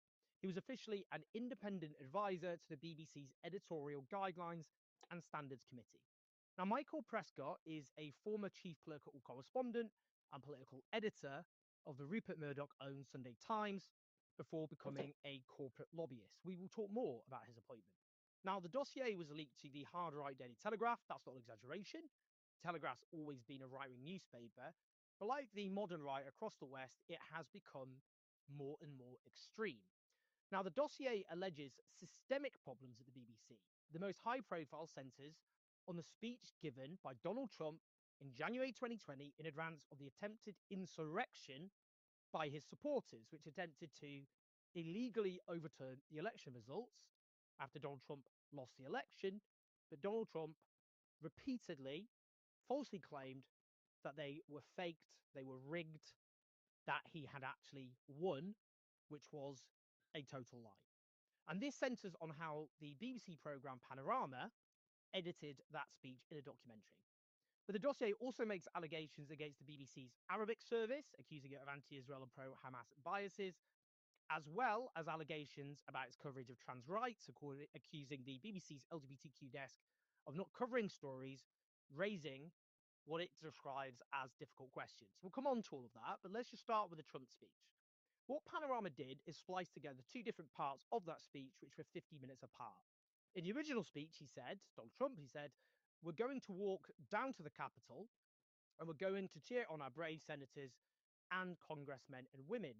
In the edit, the speech was presented as him saying, because it was spliced together, we're going to walk down to the Capitol and I'll be there with you and we fight like hell. Now, while it's common practice to do edits where different parts of a speech are highlighted, there's no question that this was a misleading edit, which obviously shouldn't happen journalistically. But here's the thing, and this is an important point, to say the least. The facts are that Donald Trump did incite an insurrection against election results which he falsely claimed were rigged. it is completely crazy of Panorama to completely unnecessarily produce a misleading edit when there was more than enough evidence to establish this incontrovertible fact. And their misleading edit did not actually mislead audiences about the basic fact of Donald Trump inciting an insurrection to overturn the election results. That in the weeks leading up to the 6th of January 2021, Trump over and over again falsely claimed that the election had been stolen and rigged, which alone constitutes incitement. On the 19th of December 2020, he tweeted, "Big protest in DC on January the 6th. Be there. Will be wild!" Exclamation mark. In the speech itself, he said, "And we fight like hell. And if you don't fight like hell, you're not going to have a country anymore." He also said, "We're going to walk down to the Capitol and we're going to cheer on our brave senators and congressmen and women. And we're probably not going to be cheering so much for some of them, because you'll never take back our country with weakness. You have to show strength and you have to be strong." During the insurrection, his aides, congressional allies, his daughter pleaded with him to tell the mob to go home. He refused to do so for over 3.5 hours. During the violence, which he knew about, he tweeted about his vice president, Mike Pence, who he had disowned because Mike Pence had accepted the election results. He said that Mike Pence didn't have the courage to do what should have been done. This was interpreted as incitement against Pence, and indeed, that caused an attempt by Trump supporters to go after Pence. It wasn't until more than 3 hours, as I say, after the insurrection began, that he recorded a video asking supporters to go home, whilst also adding, "We love you, you're very special." And we should note that, of course, those who took part in this insurrection were later pardoned by Trump. Trump was impeached by the 1,500 House of of them. Representatives for incitement of Obviously, there were insurrection, but then, thanks to his supporters, he was acquitted. 1,500 of them got pardoned by him. Obviously, there was more than that on the 6th of January. There was more than 1,500 of them, obviously.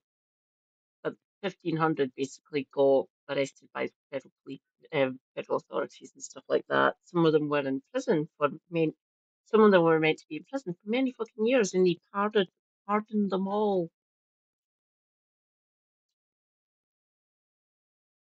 I believe because of this, well, there was instances in history as well. The president should not have pardon power at all in any way, shape, or form. Huge evidence for that now, obviously. In the Senate. In the House of Representatives report into the insurrection 2022, it was concluded that Trump summoned the mob, assembled the mob, and lit the flame of this attack. The basic fact is Trump did incite an insurrection. Panorama did not mislead viewers in the sense of making them believe he did something he didn't do. Their edit was stupid and pointless, in the sense it was misleading for no material purpose. And nobody noticed it. The Trump team did not notice it. There were no complaints made at the time from the public. That's presumably because it didn't detract from the basic truth of what Trump did, and was thus completely inconsequential. But now Trump and his followers have succeeded in ousting the top brass of the BBC. A far-right demagogue, the leader of a foreign nation who is currently overturning democracy there. On his Tree Social platform, he has boasted the top people in the BBC, including Tim Davie, the boss, are all quitting/fired because they were caught doctoring my very good, perfect speech of January 6th. Thank you to the Telegraph exposing these corrupt journalists in quotes. These are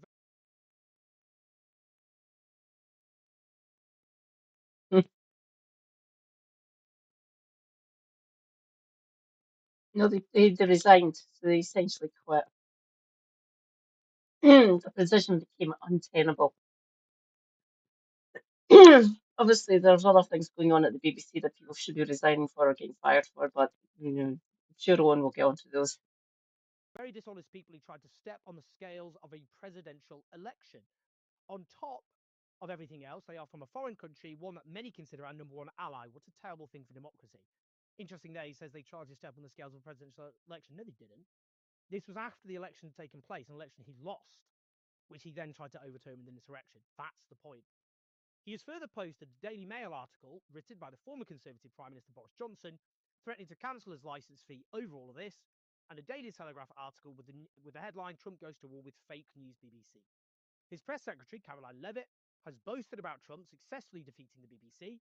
She posted screenshots of the Telegraph's Trump goes to war with fake news BBC, alongside the BBC headline Tim Davie resigns as BBC Director General over Trump documentary edit, accompanied by the text, shot and chaser. She then posted BBC News is dying because they are anti-Trump fake news. Everyone should watch GB News. Completely normal there, a foreign power openly intervening in our media environment. And those right-wing hacks at GB News should be embarrassed that they are openly lauded by this authoritarian foreign government. Any media organisation taxed with reporting on world news should clearly not be in a situation where they're embraced by any government, but they won't be embarrassed. They will be delighted because for some reason, despite Britain's broadcasting rules, we now have an openly right-wing propaganda channel operating in this country. Now, this all comes in the context of Donald Trump reshaping the media landscape in the US in his image. His ally, Elon Musk, runs X. Mark Zuckerberg shifted his meta algorithms Twitter. in Trump's favor after Trump threatened to Fuck off, jail Elon. him, I'm not and he calling it put Trump X. supporters at the top of his organization. Trump has launched And it's a absurd hellscape vexatious anyway. lawsuits against media organizations, Hellscape. and those organizations have absurdly folded. His supporters are buying up US news organizations like CBS News. We could go on, truly disturbing. And now he's managed to secure a victory over the BBC, a foreign news organization with global reach.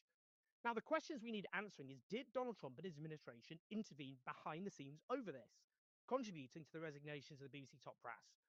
Unfortunately, I doubt we'll have an answer to that for a very long time, but we can't let that question go. Let's just go through some of the other elements of this dossier. Let me start with trans rights.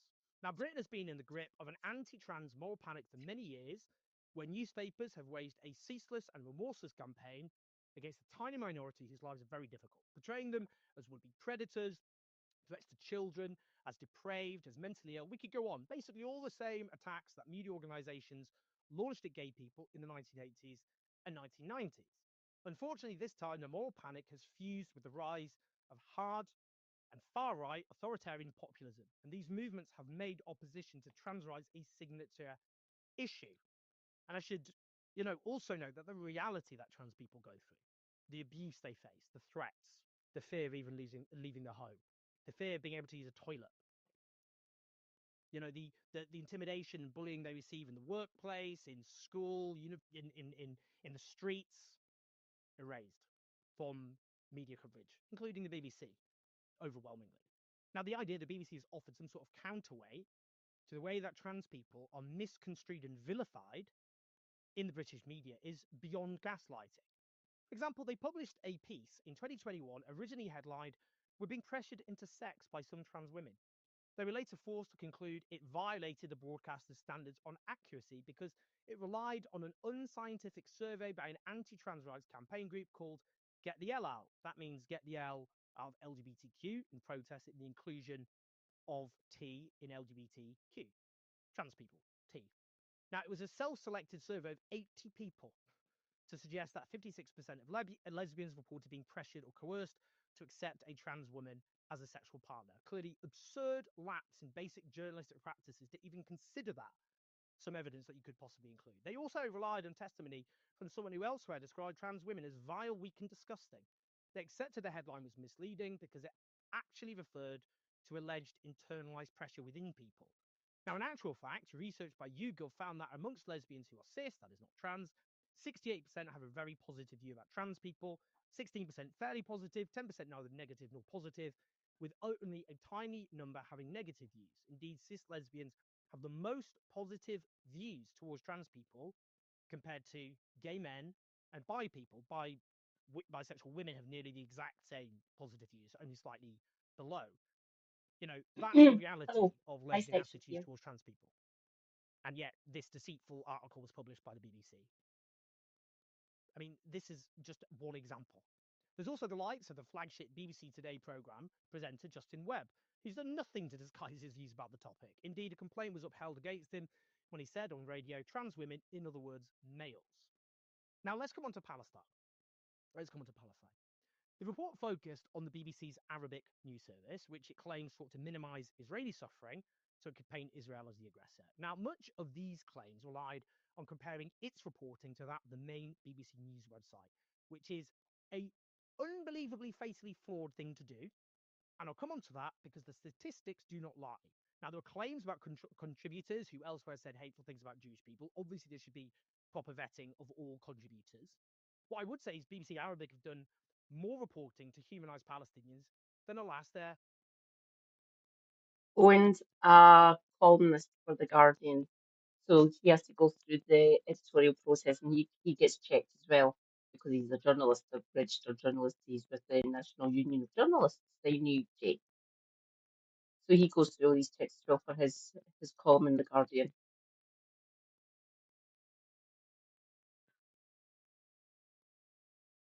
other colleagues have been able to do. They did work alongside BBC World Service and BBC Monitoring, for example, on how Facebook has censored Palestinian news outlets. That's the kind of work the main BBC should have done. There is this claim that the BBC pushed false Hamas claims about the death toll in Gaza, and the basic undeniable fact is that the official death toll in Gaza is a drastic underestimate, as multiple academic studies have shown. Even the right-wing Economist magazine, which backed Israel's genocidal onslaught, estimated that as of May the 5th this year, that is 6 months ago, the upper end estimate of violent deaths in Gaza alone was twice as high as the official death toll. Their lowest end estimate was still 25,000 deaths higher than the official death toll. The problem with the reporting on Gaza, in terms of the death toll, is it's underestimated, including by the BBC, how many people have been killed. But here's the overall point. The BBC's reporting on Israel's genocide is a national scandal. And it's a scandal because it has whitewashed a genocide which a consensus of genocide experts have concluded is a genocide. Not that you'd know that from the overwhelming majority of BBC reporting.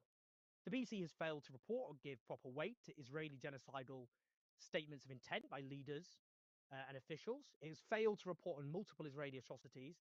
It's failed to attribute blame for those atrocities, responsibility to the Israeli state. It repeatedly framed reporting around official Israeli claims. UK citizen here. He is also a UK citizen. He lives here. We pay a TV license every year. Give me a minute.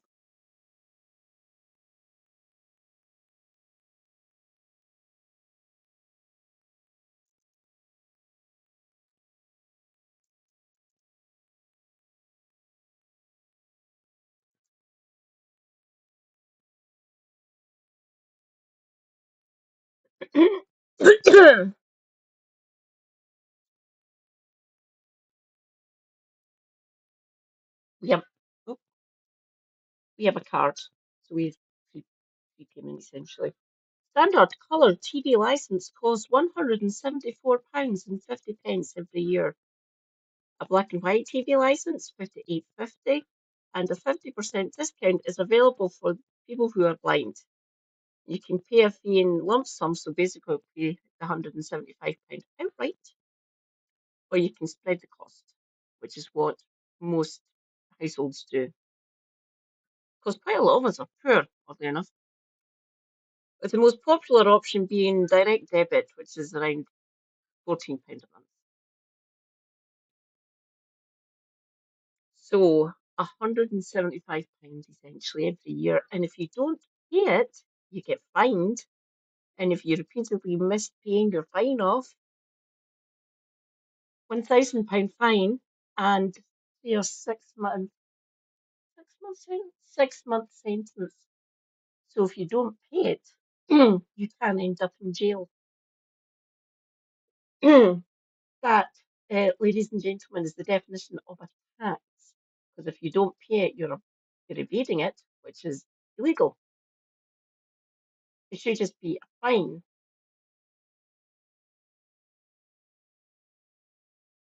But because it is seen as the way the charter is set up, because they have to go to the government, whatever fucking government's in charge, and renegotiate the charter, their settlement basically, it usually goes up by inflation or by 5% or something ridiculous it goes up by.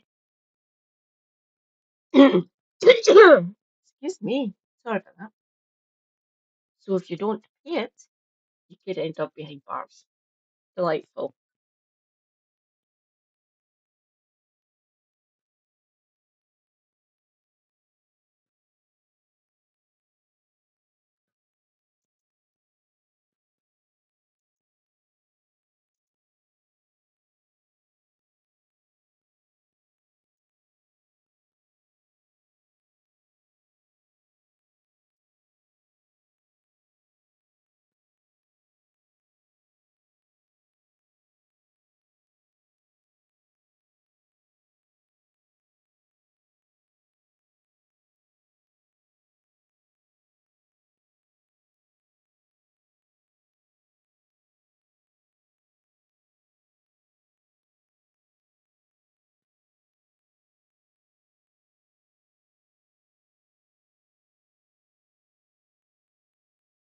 It's just in what the top one is.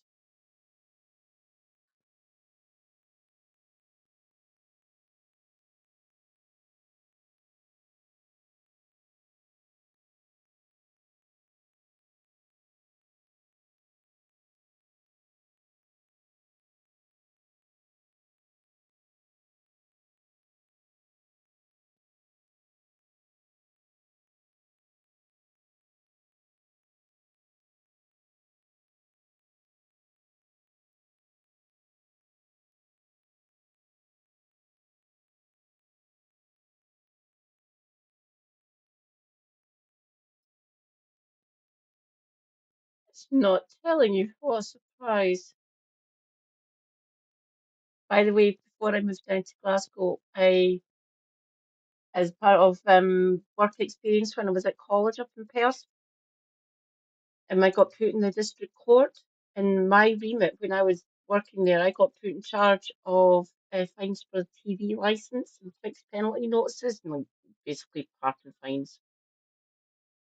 And at that point, it was a fixed penalty fee, which at that point was £55. Then, if you carried on not paying it, it would escalate from the 55, then up to 180, 175, then 250. Then after that, it'd be the £1,000 headline fine. And if you don't pay it, you end up in prison or jail. Not prison. It's not a. It's a different. It Despite shouldn't be objectively jail time for overwhelming not evidence that paying it. Israel lies over and over again, it has treated Palestinian life as having much, much less worth. We could go on. And this isn't, just baseless claims. It's shown by the facts. A report by the Centre for Media Monitoring earlier this year analysed 35,000 pieces of BBC content from Broadcaster Online in the first year of the genocide. It found that the BBC gave Israeli deaths 33 times more coverage per fatality, despite 34 times officially 34 times more Palestinians having been killed. As they say, a drastic underestimate because the official death toll doesn't include large numbers of people killed, so that makes it even more egregious. The BBC used emotive terms 4 times more for Israeli victims compared to Palestinian victims. It applied the term massacre 18 times more. BBC interviewers failed to mention Israeli leaders' genocidal statements at all. They interviewed far fewer Palestinians, 1,085, compared to 2,350 Israelis on TV and radio. When BBC presenters shared different perspectives, the Israeli perspective, the Palestinian perspective, they shared the Israeli perspective 11 times more frequently. They shared in terms of, so this is when they're saying, well, Israel would say this, for example. They did that 2,340 times. You know how many times they did that for the Palestinian perspective? 217 times. These figures are just the tip of an absolutely scandalous iceberg. The BBC top brass should be resigning over the corporation's complicity in a genocide.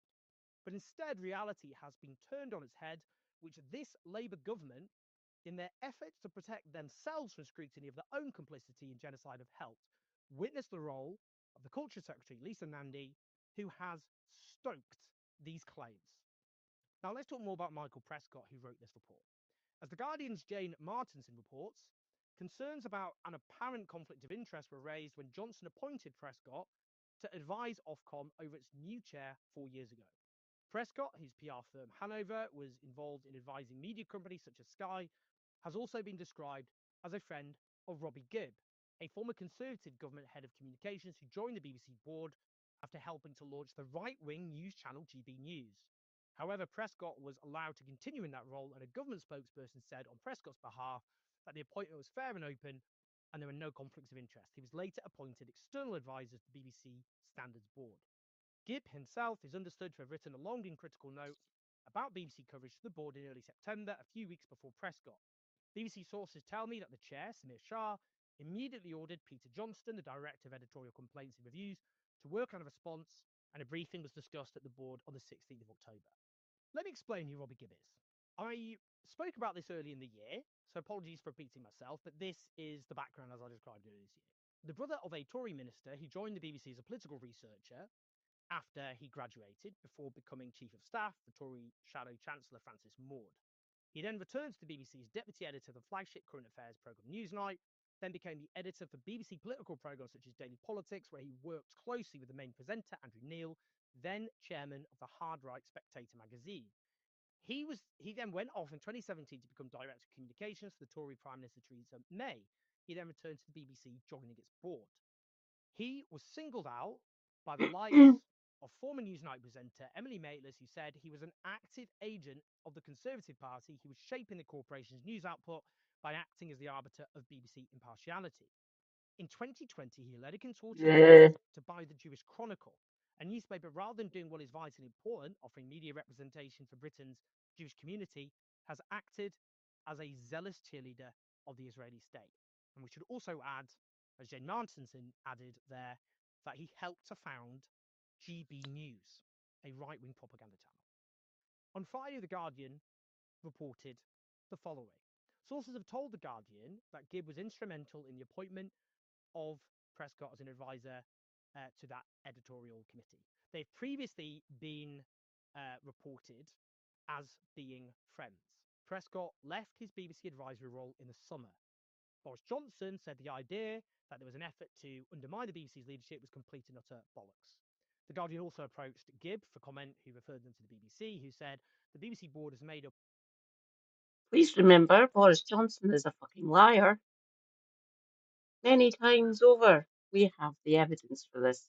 I wouldn't trust anything that came out that man's backside, let alone his mouth.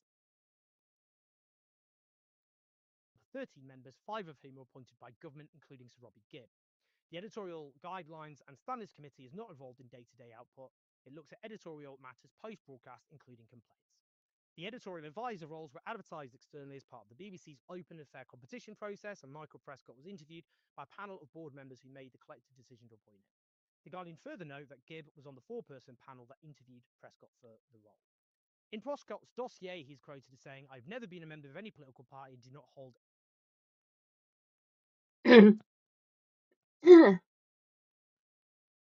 So openly Zionists on the BBC board, by the way.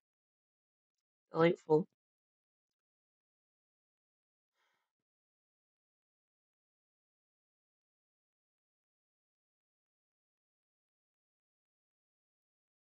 That worked. Let's see if anyone gets my acronym. I don't know if anyone else has used this or not to mean something else, but I'll give it a go.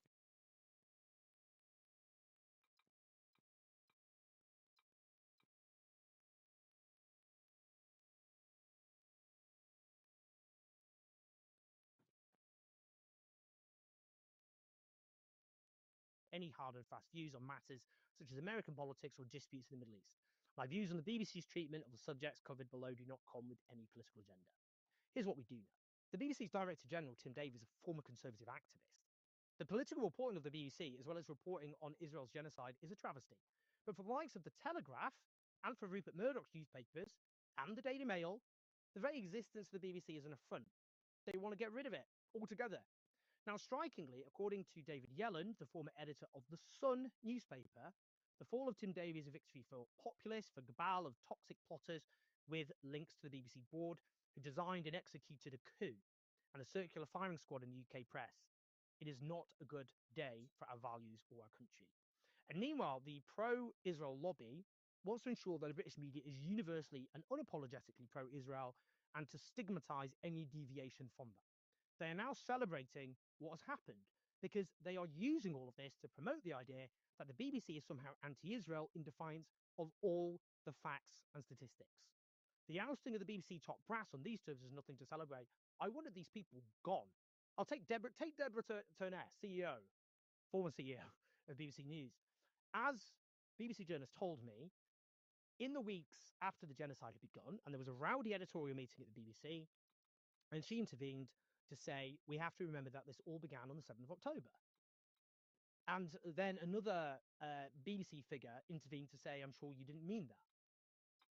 You know, that attempt to start the clock on the 7th of October and erase what happened before has been a obviously problem across the Western media. But they're turning the world on its head, those who are using all of this, including the Telegraph, who have a naked political agenda. Now, the consequences will be a BBC that is even more cowardly about reporting on Donald Trump, a BBC which promotes anti-trans beliefs even more stridently, and which is even more pro-Israel than its reporting. Now, notably, they're not even going to appease Trump with this. He's threatening legal action against the BBC. This is a truly disturbing moment, and it requires all of us to speak the truth more loudly. Please like and subscribe. Help us take on, I'm afraid, the increasingly hellish media landscape at patreon.com/OwnJazz84. You make all of this possible, all the work that we do across all the different platforms. We reach millions each month. Obviously, I have to say, I'm worried about the direction that all those media platforms are heading in because of pressure from the likes of Trump and others. We can only keep doing our best. I keep saying I'm writing this book, The Fall of the West. That's taking up most of my time at the moment. That when I finish that, again, I keep saying this. I'm sorry, you're probably bored of me saying this. I will focus more on the videos. But yeah, press like, subscribe, leave your comments, share the video. I'll speak to you in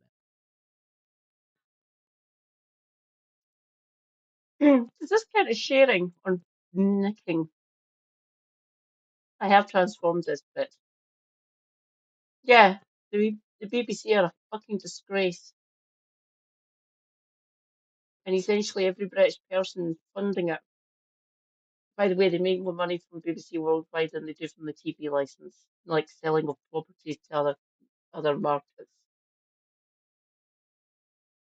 But we need the money because then we can be impartial towards the British people and unbiased news reporting. Here, rest. No, you're not. As a Scot, I can I can attest to that. The Better Together campaign during our referendum got more coverage than Yes Scotland. This doesn't surprise me.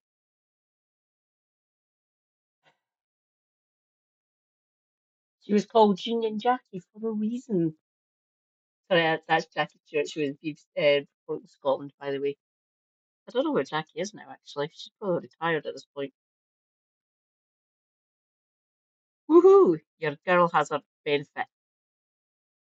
Rejoice.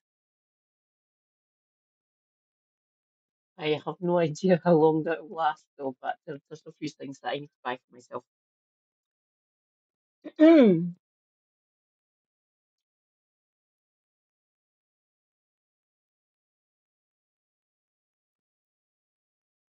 I need some fun videos.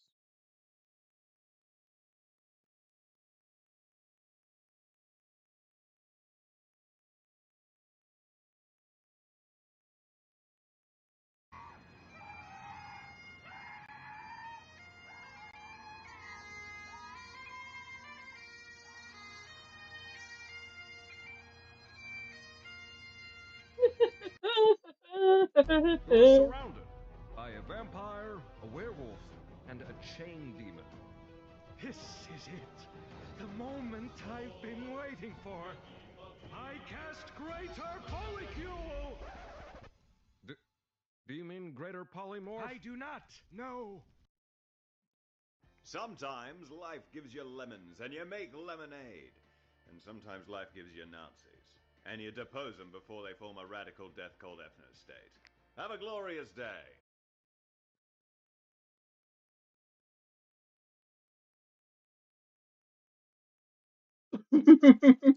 Thank you, Pat. He is correct.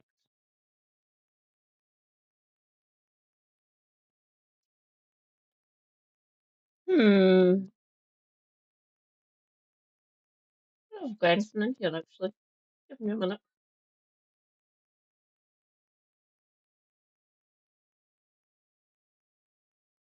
Covered it, covered it, covered it, covered it. Oh, I can take everything out. I am open to suggestions, my comrades.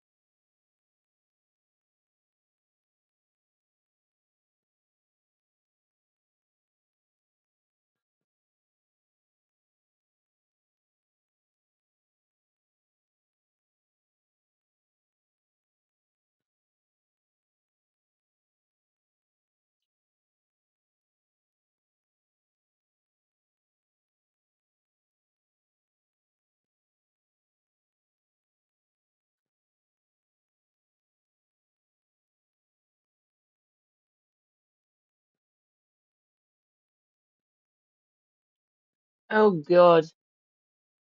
Cross questions, anyone? That might be fun.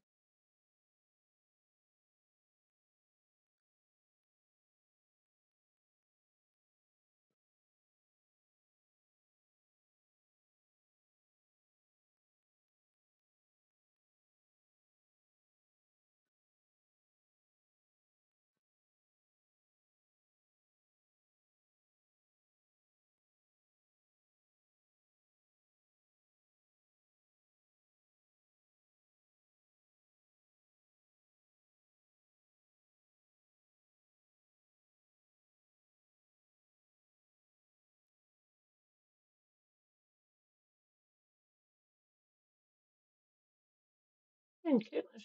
Okay. My God, that is a lot of cross question. Oh,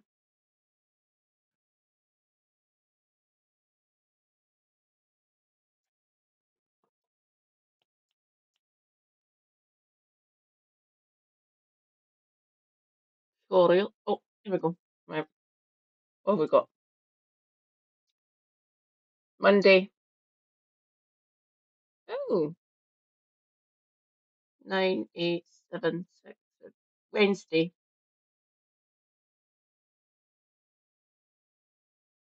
Oh, there is. Oh, Helena's already covered that one.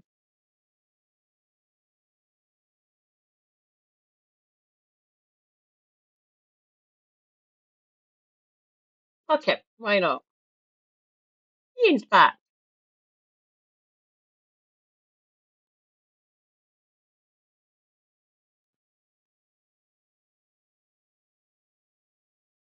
Bring it in the state of Florida. The jurisdiction, of course, will be an issue. He will have to prove that somehow the people of Florida were inconvenienced and outraged by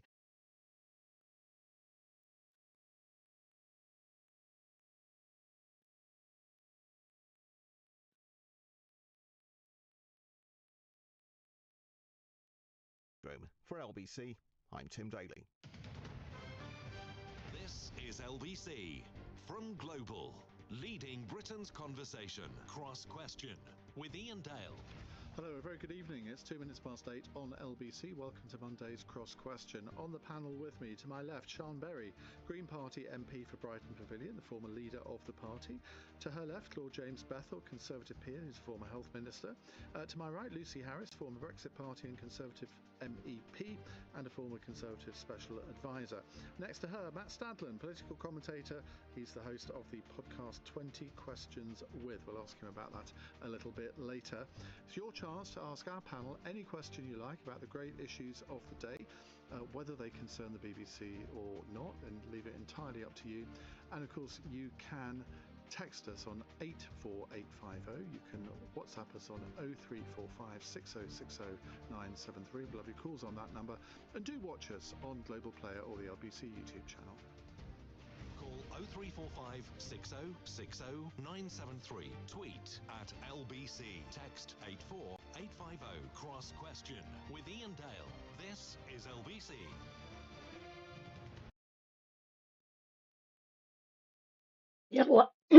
Your lass can hear her stomach moaning at her. I do apologise.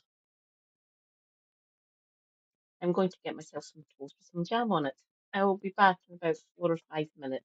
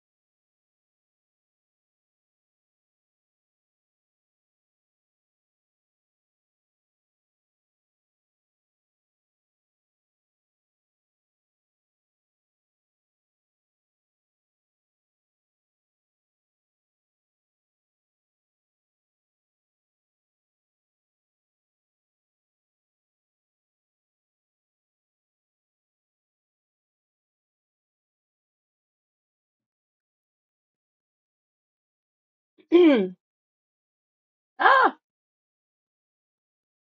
the hell? Back. Ah, whew. I was worried there. I thought I'd lost you. Your lass is back with some toast and jam. Take it away. Right, let's go to our first question. It's a Sean text Berry. question from Gordon in Hampstead, who says, "Is a Britain without the BBC imaginable?" Donald Trump probably thinks so. Now, Matt Stadlen, I think I'm right in saying you're the only one of us that's ever worked for the BBC. So let's start off with you. I was there for 8.5 years working in news, bending over backwards, I should say, every day to be impartial and accurate. Sadly, I think it's becoming increasingly possible to imagine a future without the BBC, and I think that would be disastrous because, of course, it's going to make mistakes from time to time. It's an organisation, certainly when I was there, of about 23,000 people, but that doesn't mean that it's institutionally biased. It doesn't mean that it's systemically biased, and it has some very powerful enemies who are now almost coordinating, it's tempting to feel, to try to put it out and put it down and destroy it. And in a world There's been people, there's been enemies in government who we vote for. So we vote for them and we still pay the TV license. They're not impartial, they're political actors.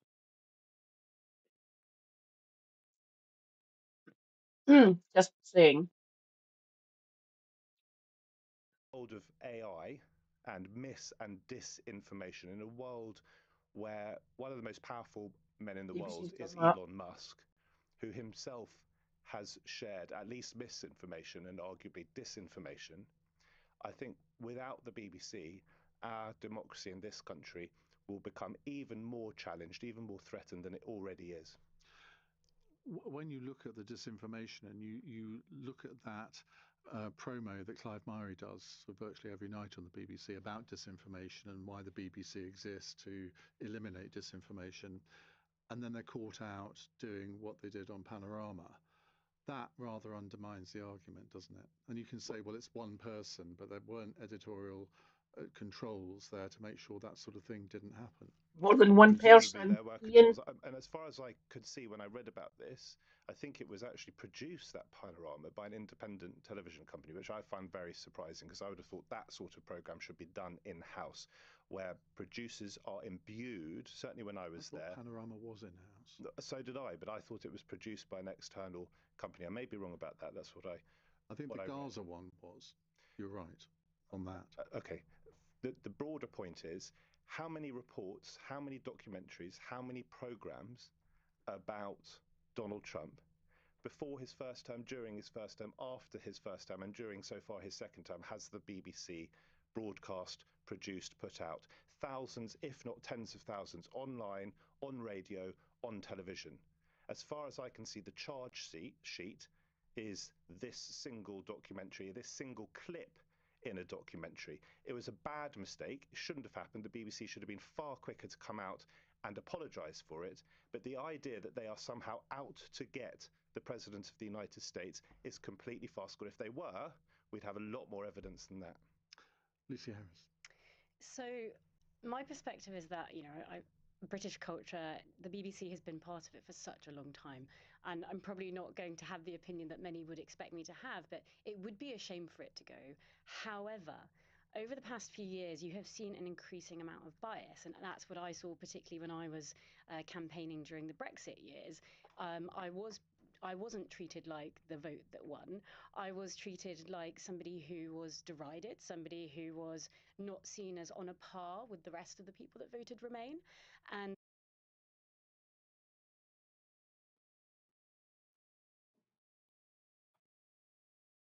We all know who we can blame for that one. Don't get me wrong, the BBC's part of this problem as well.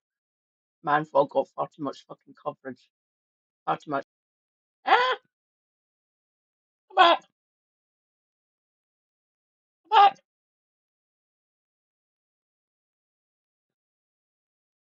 Fuck! Huh.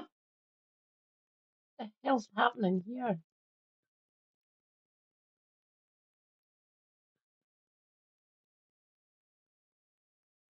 Hmm.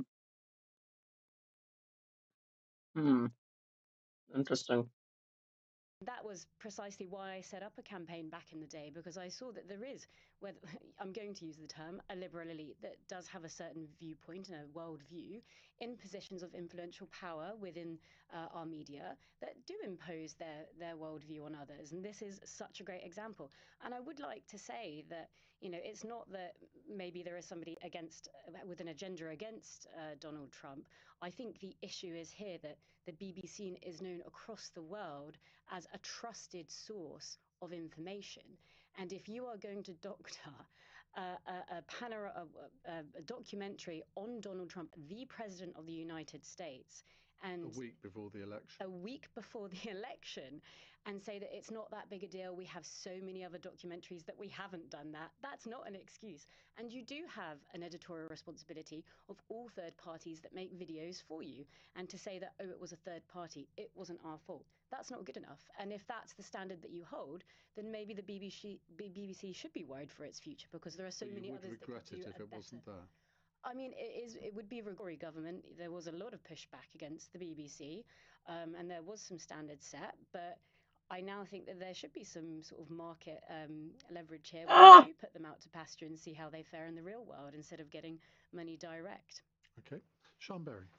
I mean, I think the BBC is incredibly important. It is an establishment broadcaster. I'm from the Green Party, and I do see establishment bias from the BBC quite a lot. I was part of the anti-war movement in the early 2000s, and I well remember going on marches where the BBC would report the police say 10,000 people were there, and the organisers say there were 100,000, and so the establishment point of view comes first. That is really understandable from an organisation like that, but I don't think it's become biased or more biased in recent years. I think it has become politicised. We've seen what was clearly a political appointment of Robbie Gibb to the board. We've seen a lot of controversy over Tim Davies' original appointment. Just slightly push back on that, because nobody ever complained when Gavin Davies was made chairman of the BBC, Gordon Brown's best friend. I think somebody might have complained. Well, yeah, but I mean, this is not one thing that only one political party does. There have always been political appointments. I think that's a good point. That's a good point. And I think a lot of people are trying to gain traction now for this idea that the BBC should be disenfranchised, taken away from its public funding model that it's had for a very long time. Even Nigel Farage doesn't want to. I mean, at his press conference today, he said, "I don't want to see the BBC gone. I really value the BBC." But he does want to take away the licence fee, though. Yeah, so do a lot of people. Yeah, that's what I mean. Particularly those who aren't paying it now because they don't actually watch the BBC anymore. Well, then you don't have to pay it if you don't watch the BBC. Well, you do actually. Legally, you do have to pay the licence fee. If you've got a television in your house, you still have to pay it. If you have a receiving equipment, yeah absolutely. But I think the key thing that we're looking at today is there is a concern. Oh. Ian, you boomer.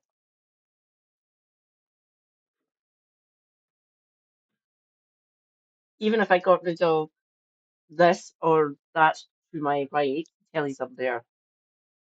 This, my other phone with the SIM and all my data on it. If I have any of these, I'm super happy, including his phone, which is sitting next to him he's in bed just now.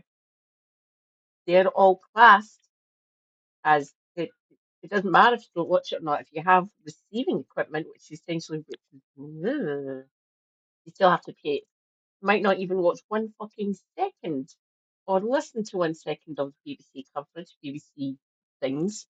Still have to pay the TV license. Like I said before, it's a literal crime if you don't pay it.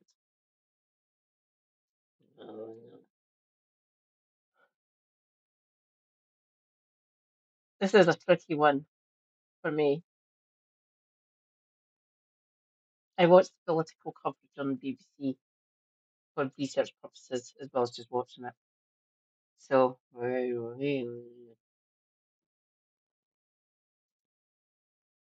got it in that time.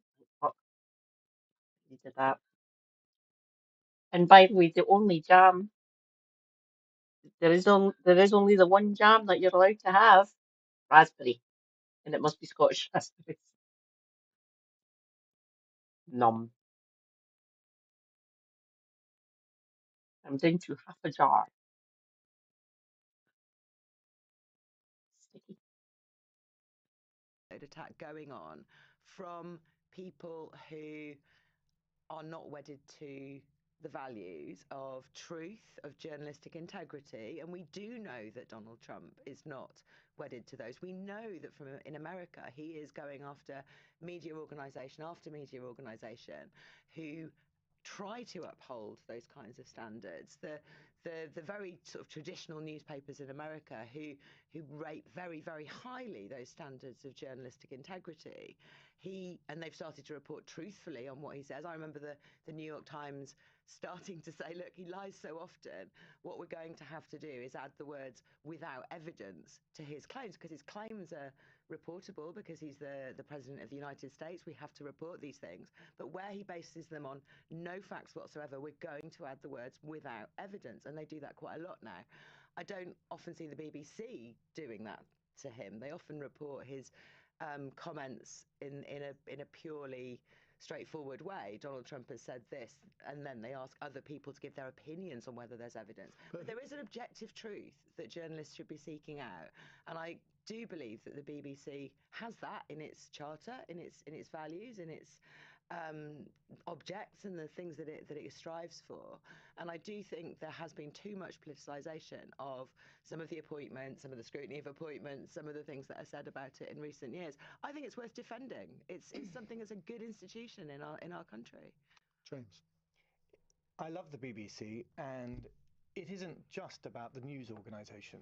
It is about, for most people, the sports and the drama, the animal programmes and all of that. So we're not here talking about the whole of the BBC. We're talking about one part of its news programming, and that tends to be that really edgy stuff where they're trying to get scoops or to emote some kind of opinion.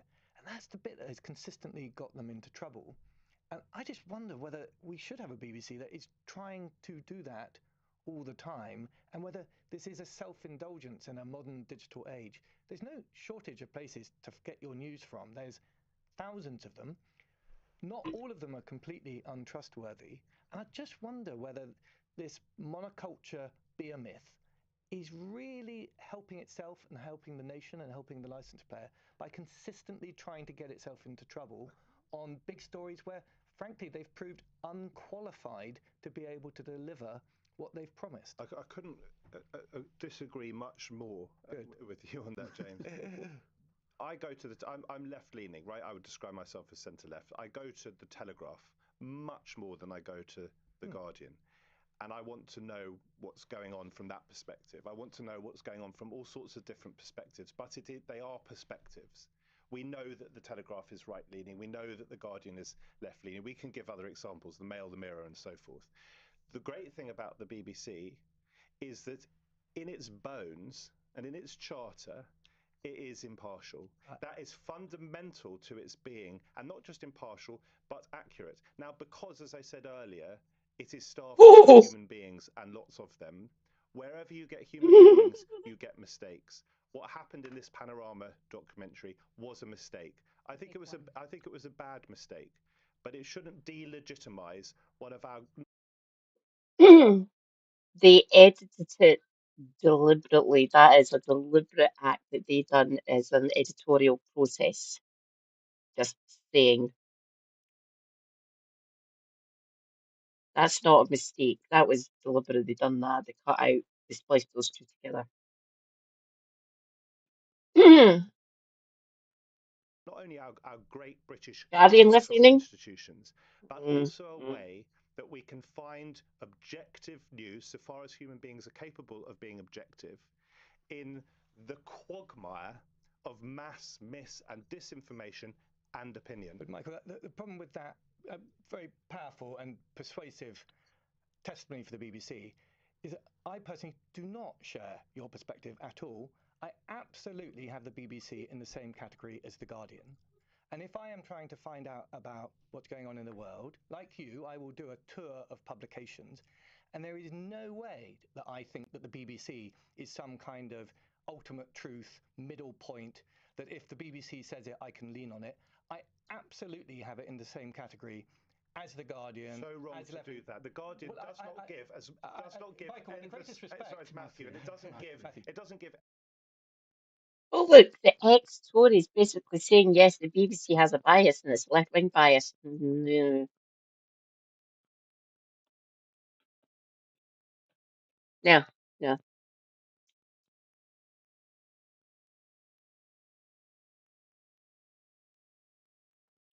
Us on the left have to say it's got a significant, a decent portion of right-wing bias for some topics, and the other side, people like I've forgotten his name, the ex-Tory, saying it has a left-wing bias. If all of us are upset saying, no, there's a left-wing bias, no, there's a right-wing bias, most of the time the BBC gets it right, mostly. 55 to 60% roughly for some topics. And some of the others are fucking utter dog shit, obviously. But I'm speaking that as a very biased Scottish person. This is tricky, and it's personal to a lot of UK people, a lot of British citizens, because the BBC's been going for a while. Endless column inches to Nigel Farage, to Zia Youssef, who is head of policy at Reform, who's not been elected. No, the BBC does. The BBC gives vast amounts of space, and arguably rightly so, because it is leading in the polls, to Nigel Farage, to Richard Tice, to Zia Youssef. You go to The Guardian, almost certainly you won't find that. To lump the BBC together with The Guardian is simply fake news. It really isn't, Matthew. I'm a parliamentarian. I've had 40 years of experience in the media and in politics. And my judgment is that there's no way the BBC is some kind of impartial, ultimate truth. And that is the view of most people in Britain. I mean, it is an interesting fact that when newspapers really mattered, the number of Guardian copies ordered every day from the BBC was roughly double what they ordered from the Daily Telegraph, which does tell you something, doesn't it? When I was at the BBC, my experience was, and it's only anecdotal, that the BBC was very alive to what the Daily Mail was thinking. Why did they misjudge the Brexit referendum then? Because if they really were in touch with what the Daily Mail readers were thinking, they wouldn't have got it so catastrophically wrong. Do you guys not remember that febrile time of Brexit before and after? Do you not remember when James O'Brien, another presenter on LBC, and Alistair Campbell, I certainly remember, they were laying into the BBC for what they felt was undue prominence to the Brexit side of the argument. The whole point about the BBC I'm not sure that really makes your case. No, I'll tell you why it makes my case. Because traditionally, the BBC has been attacked from the left, it's been attacked from the right. On Gaza and Israel, it's been attacked by people who support, broadly speaking, the Palestinian side of things. It's been attacked by people who, broadly speaking, support the Israeli side of things. They've had the fucking Israeli ambassador who should be pinged, that's PNG, persona non grata, or grata, booted out the country with the rest of the Israeli delegation. She has been on the BBC more than Palestinians have. Oh God, Hassan Zumlot. She's had more airtime than he has had. There is a bias towards in certain areas. It's, I'll say again, I'm very biased. And I have problems with paying what is essentially a tax. I would have them be more like Channel 4, who obviously they're not part of the TV license. They have adverts. I would set it up like that, and they're still unbiased. GB News, Talk, they're very, very biased against the left. Very biased. Obviously, they've got right-wing hackery happening there. The BBC, yes, sometimes it might give false equivalence in its desperation to find balance, but the BBC tries relentlessly, in my experience, to get it right. And if we lose it, I think we are in an irretrievable mess. Right, we've got another question on this, but let's go to a break first. It's 16 minutes past 8. This is LBC. Have you ever wondered what a sandwich sounds like? Not much to it, is there?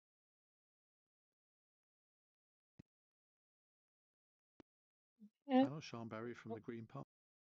Question with Ian Dale on LBC. Call 0345 6060 973.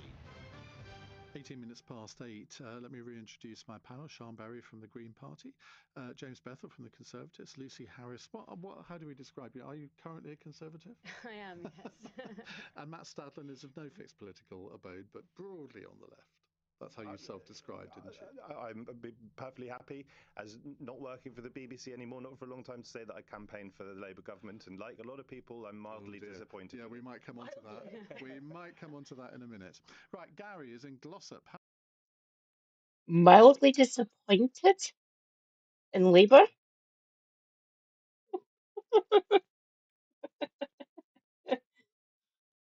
My God, dude, you need to open your eyes. Hello, Gary. Hi there, panel. Should the taxpayer end up paying the legal fees should we take on Donald Trump? So if Donald Trump sues the BBC, do you mean the license fee payer or the general taxpayer? No, the license fee payer. Right. It's currently 170, but if it's like the water board and the sewerage, they fine them millions, but then it goes on everybody pays another £50 on the bill. All right, Gary. Well, that's an interesting one because presumably it would be the license fee payer that would stump up James. I'm afraid, I've been in that position having been a minister. I'm afraid, absolutely, you're going to be sent a big bill if Donald Trump gets his billion, for sure. Well, I wonder what the BBC would cut. I mean, they might as well abolish the news department. They'd have to cut strictly. Look, save strictly.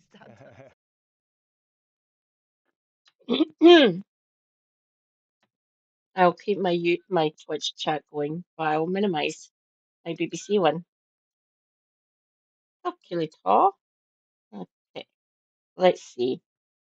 We'll just divide it by the population because we all have to pay it.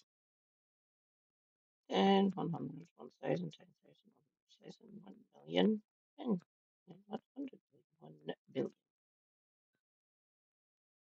Divided by, this is 68. Oh.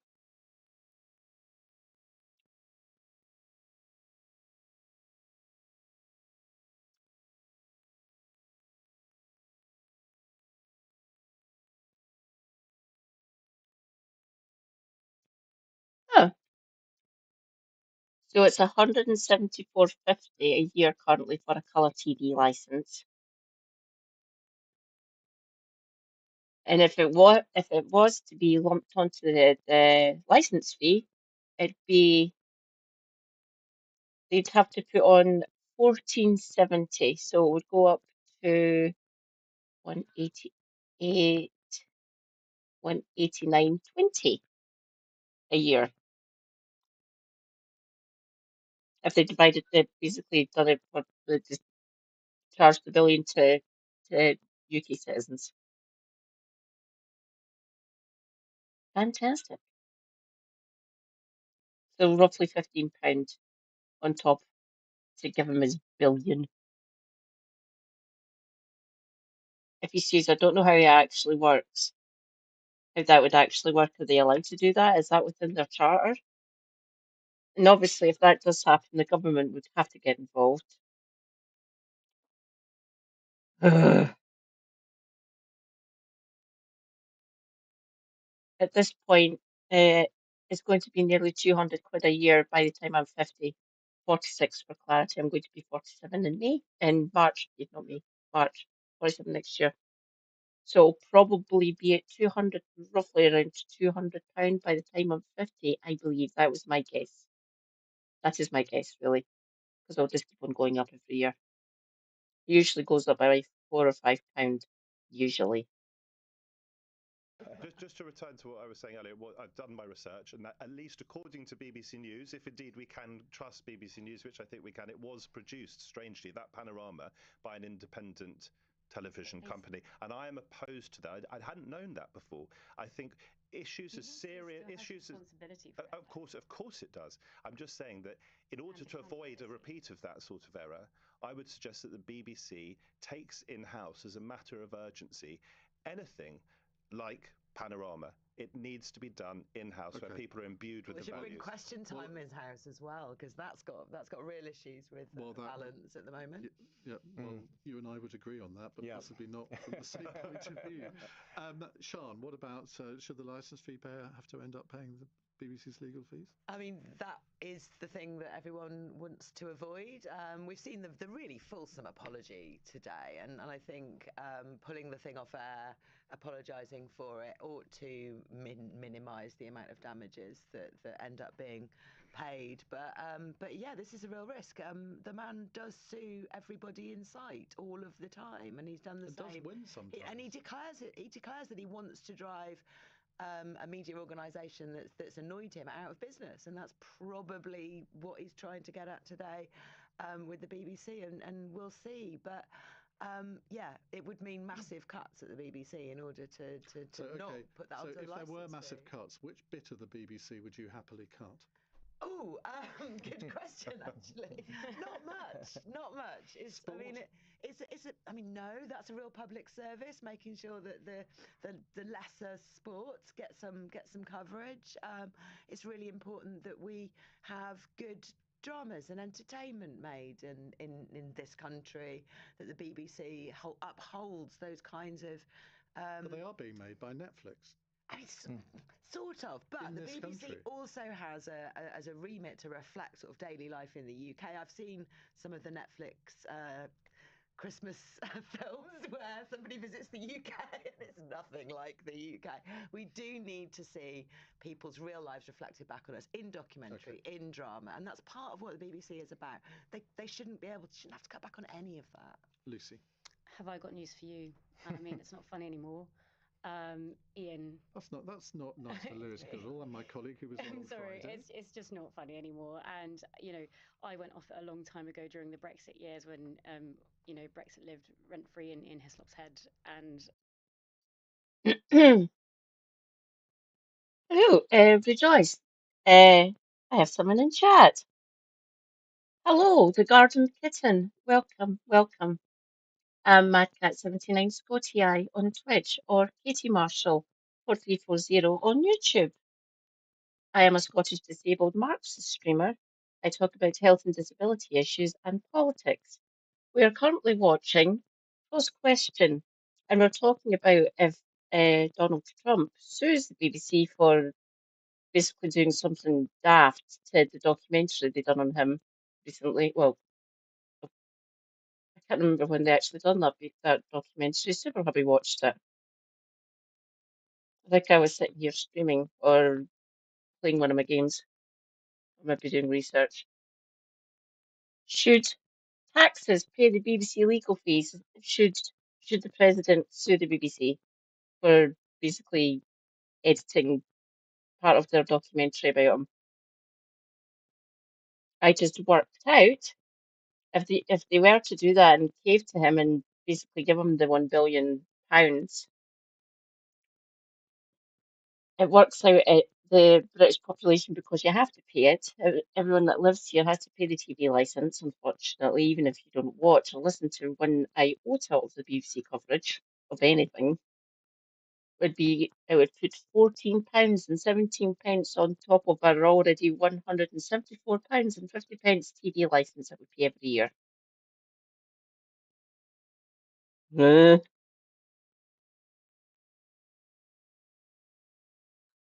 More than the first question we have to ask: will they do this? Will he do this? Second question: how, how does this cooperate with the BBC Charter, and what will the government response be? Because the BBC gets its license to operate from the government, so whatever party's in power at the time. Then there's a whole suite of questions after that one, obviously, because the president of the United States suing what's essentially, well, maybe not a state broadcaster, kind of like a state broadcaster, I don't know how that works, how that will work. It'll be interesting to find out if he does actually do it, and whether the government and the BBC will fucking cave to him.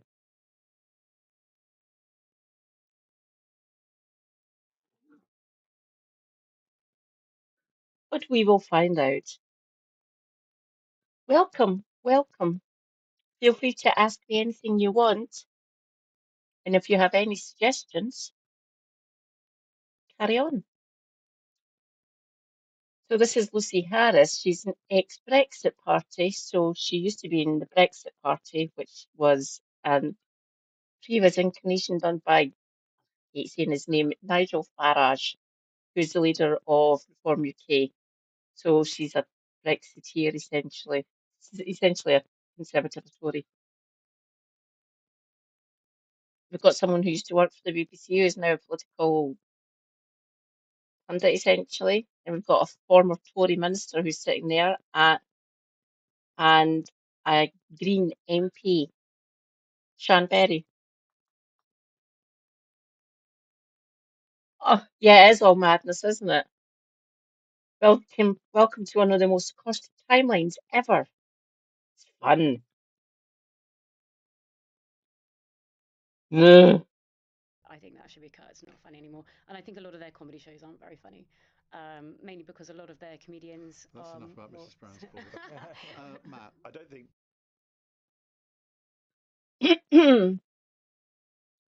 She just brought up Ian Hislop, who is one of the captain. He's on Have I Got News for You? He is also the editor of Private Eye, which is ostensibly, well, maybe not right, left or right, maybe centre.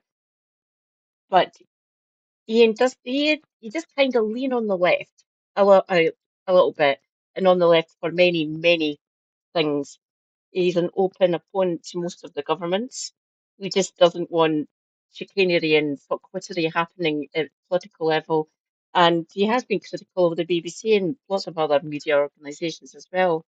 I have a lot of time for Ian. I really do. His parents were Scottish. I used to buy the Private Eye. Might actually start buying it again. Some of the years on the right. Most comedians are. So you punch up. That's what comedians are meant to do. Don't get me wrong, there are right-wing comedians out there, and they maybe get laughs. Jeff Norcott's the one that comes to mind. People would want celebrity traitors to be taken away from the BBC, would they?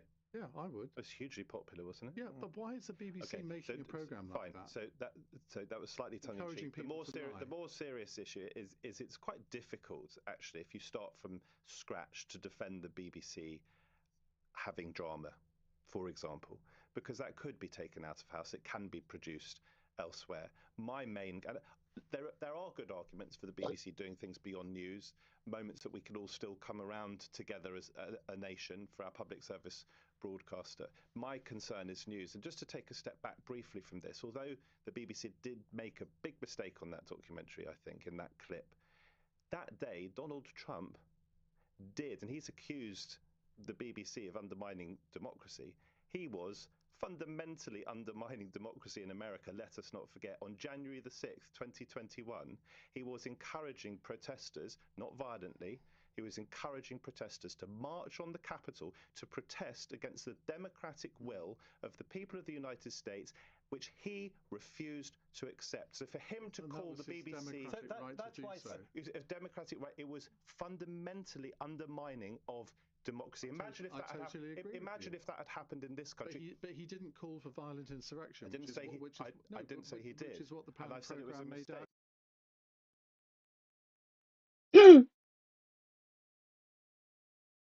He incited them to march on the Capitol, and it was an insurrection. I don't care what the vote fucking says in the fucking Congress. That was an armed insurrection he done. That was an insurrection he done. He said he incited his followers to do that. So none of your fucking BS about that one.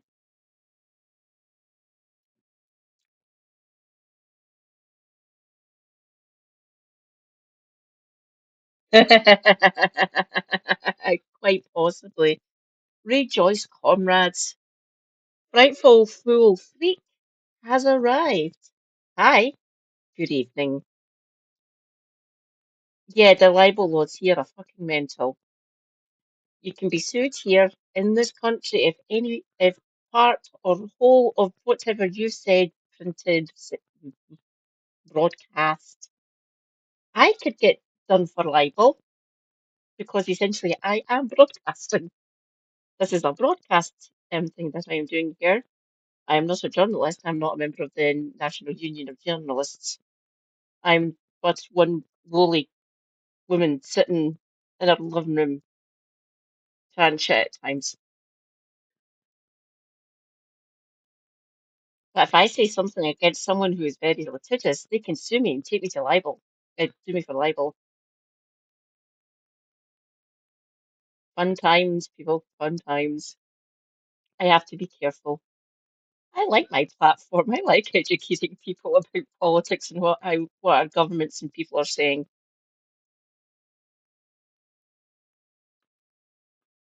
Very fine line that a lot of streamers walk, essentially. I could keep it solely in my wheelhouse, which is virology and parasitology and health and disability issues, but I don't because I'm a Marxist.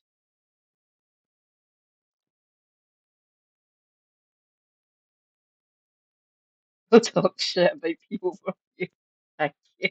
He did. I've said it's a mistake. My point is for him to Oh, accuse the BBC of threatening democracy when, as a president, a still sitting president, he was saying that the American people had been defrauded. That was an outrage. Okay.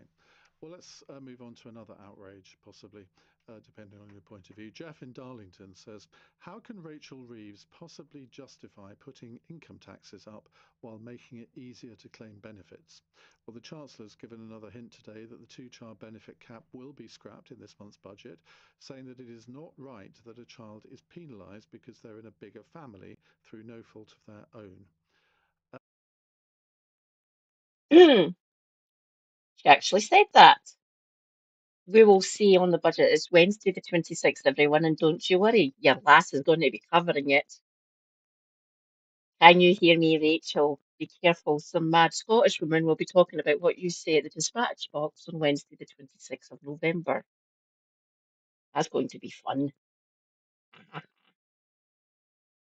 Obviously, we've also got Kevin Logan as well, KF Logan 1875 on Twitch or at Floppy111 on YouTube. Or Helena, No Justice MTG on all the platforms. That is literally her name everywhere. So just type in No Justice MTG. That's for Magic the Gathering, by the way. I will shout them out actually. Their YouTube chat. They're not their YouTube channels. They're Twitch ones. Carry on, Ian. Sean. So yeah, the question is why put up income taxes? And I don't think the Chancellor should do that if it isn't just at the very, very highest rate. I think people's earned income is the thing that isn't undertaxed. It is people's held wealth and people's unearned capital gains that ought to face the taxes. And this is a proposal that most people support. There was YouGov did some polling and found that 75% of people support a wealth tax on assets that are held that are wealth assets. They called it the Green Party's proposal, but it's actually a proposal that's quite a lot older than when we started to talk about it because it is such a glaring gap in our tax policies. So that is what the Chancellor should be aiming at, and she absolutely should be aiming the money that she raises in alleviating the poverty of the people who are struggling the most. And the injustice of the two-child benefit cap is something that I think the vast majority of people support. I think in Parliament we've made several efforts to try and force votes on this from the government, and they've tried so hard to avoid that. It is something that's absolutely essential, and I think should be one of the first things to go. And we need the pressure taking off the DWP over disabled people's benefits as well. People are still terrified that the future plans for benefits are going to make life much harder for people Wrong, who wrong. are disabled, who cannot work at the moment, or who can work but need extra funding. That's what PIP is, in order to live equal lives with the rest of us. What about the deficit? Awful things that have been talked about. Well, this is the these are cost neutral proposals. You raise money and then you spend it. Yeah, but we have a deficit that is pushing up our debt to nearly £3 trillion. We're paying £120 billion in interest every single year. Surely the main priority of any government, no matter what its complexion, should be to get that deficit down and try and pay off the debt. But at a certain point, cutting, and we've seen this with austerity, cutting public spending actually is a false economy. You depress the nation. People who are not helped when they are facing temporary difficulties get worse, and then they can't go back to work again. People who are struggling because their families are under too much pressure aren't entrepreneurial, they're just struggling to get by. So you depress the country with more of this. I was driving at the weekend and I listened to a woman seriously expecting us all to feel sorry for her because her £105 a month benefit, I can't remember what the benefit was, had been withdrawn, and it made it so difficult to afford our holiday in New York City. I thought, oh, get real. Is this what our benefits is? I can't remember what it. Apocryphal. No, it's not apocryphal. I was listening to the woman saying it live on the radio. And I was thinking, what kind of benefit system allows people to use taxpayers' money to fund their trips to New York City? It's outrageous. I don't know what benefits you're talking about here. Well, I don't either because I can't You're not talking about PIP, but maybe someone needs extra funding in order to be able to get to work. Maybe someone needs extra funding in order to be able to afford, taxis. She didn't see anything wrong with it either. I mean, I don't know what that's about. James. The benefits are, by and large, doing good for the country, and they should not be cut back. This happens on a cycle. Right now, we have millions of people who are out of work because of self-declared sickness, who should not be sitting on the welfare costs. They're in a welfare trap that we have created for them that means that they get almost no health support, no genuine effort by the community to get them back into.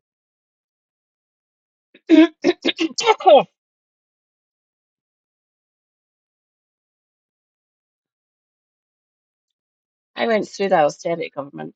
That was fun. Fuck off. The people who are in work who are getting the support, the Labour government are wanting to take away their access to work. This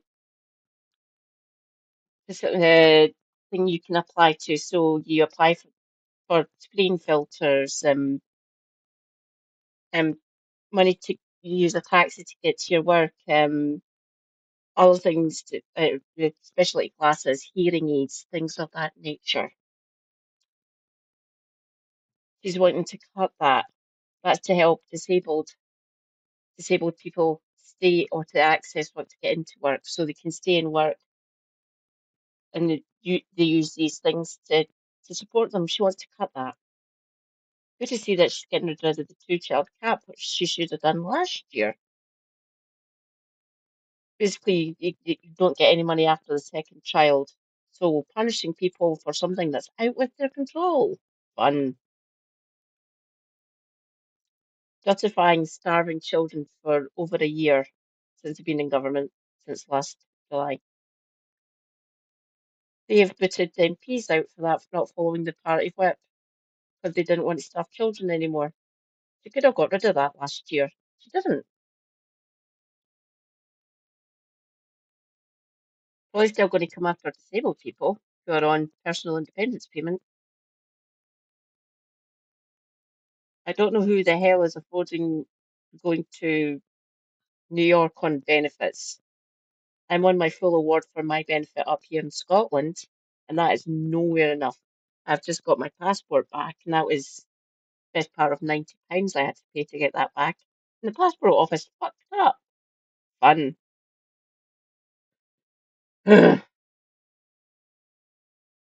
That is a Tory. He is a ghoul. Do not trust him. Do not listen to listen to him. Then you can Productive, take it apart. self-improving, prosperous work, and instead are at home on the sofa deteriorating. That's lousy for the economy, it's lousy for the welfare bill, and it's lousy for the income tax that they should be paying. And genuinely, Ian, you're right, this is going to bankrupt the entire country. That's a very crude stereotype. It is not a stereotype. We've had more than 1 million drop out. Can't bankrupt the sixth largest economy on the planet. And Shan's right.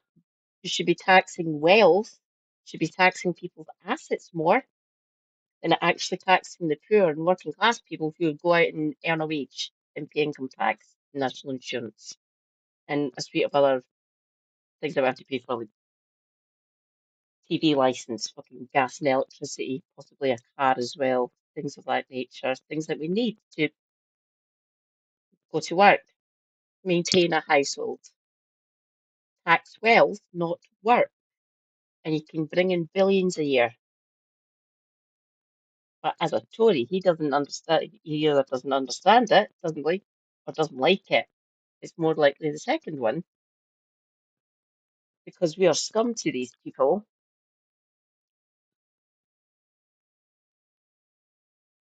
Of active employment. Many of them are young, many of them have got mental health, many of them have got musculoskeletal. These are not people who are classically disabled and who genuinely and quite rightly. You are not a doctor. You can't say that. You don't have any training in that. So don't go. I've got musculoskeletal problems. I have arthritis.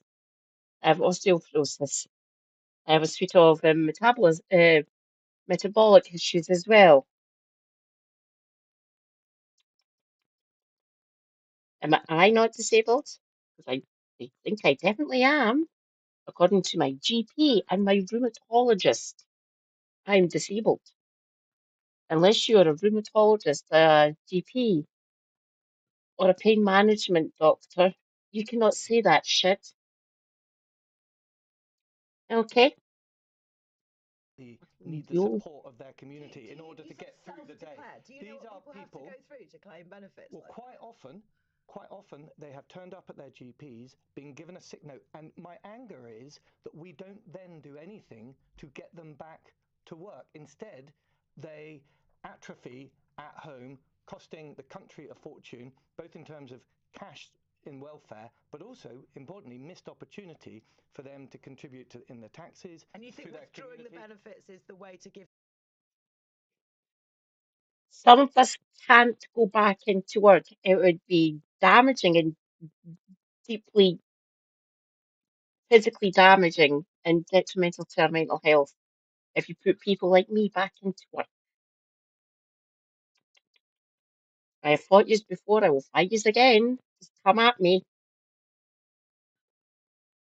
Demonizing the people like me. We're seen as other useless eaters, costing the taxpayer billions. Fuck off. I'm not going through it again. I'm not.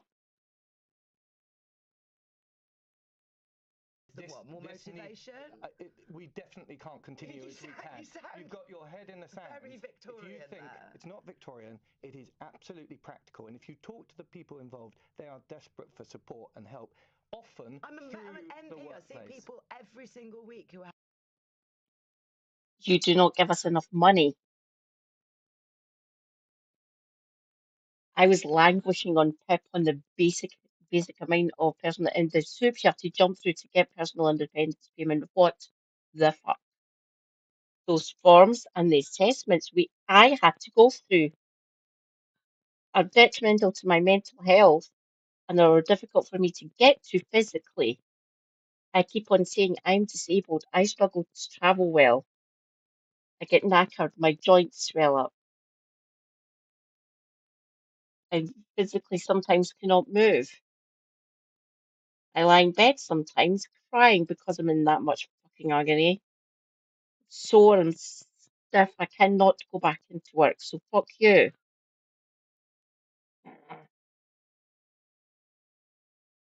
And I am deeply, deeply terrified of Pat McFadden now. Pat McFadden getting put into Caxton House. That's the Department for Work and Pensions, basically our social security, our benefits system. I do not like the bastard. I call him the ghoulish Glaswegian for obvious reasons. He can't come after my benefit. Of course, the Scottish Government pay my one now. But he can go after portions of our joint claim for universal credit, which still isn't enough for people to live off, by the way. Ugh. So we could be losing a few hundred a month if they decided to take away portions of him looking after me.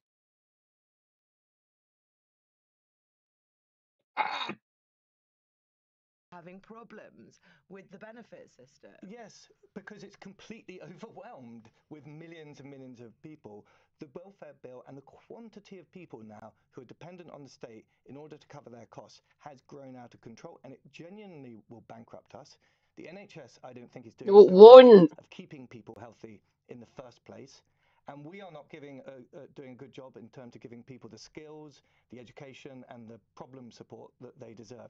It's a virtuous cycle, though, of reinvestment, not threatening to remove benefits. That is the way forward. This isn't just about threatening people. It is about recognizing that these are people. A lot of these people should be in work, and we need to have a journey to get them back to work as soon as possible. Right. And those who are dropping out need to be supported. We are going to put Matt and Lucy back to work after the news. It's 8:31 on LBC. Let's get the news headlines from Tim Daly. Donald Trump is threatening to sue the BBC for $1 billion if it doesn't remove a selectively edited speech at the center of a major backlash. The footage from a panorama program appears to show the US leader inciting violence.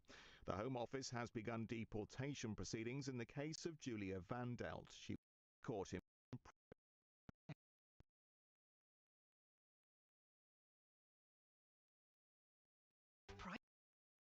succulent whole buyer with Oh. in Channel Islands, Little Waitrose and Partners and Concessions. Offer ends 11th of November. Cross Question with Ian Dale on LBC. 8:33 on LBC. Sean Berry, the former Green Party leader, now Green Party MP for Brighton Pavilion, is here. Which do you enjoy most, being a constituency MP or being leader of the Green Party? I really enjoy my current job. I always say that about all my jobs. So I loved being an assembly member. I actually really enjoyed being co-leader of the Green Party, and I like being co-leader actually with Jonathan. It was a really good gig. That. Not quite sure it works though. We can all have different opinions. From if you're a in general the job, public point of having a team that works. I work really closely with Amelia Womack as our deputy as well. We were kind of a team of three, and I really liked that. And obviously Zach's brilliant, but he's kind of on his own. He doesn't have someone in exactly the same position to relate to. No, the Green Party's double the popularity that it was when you were leader.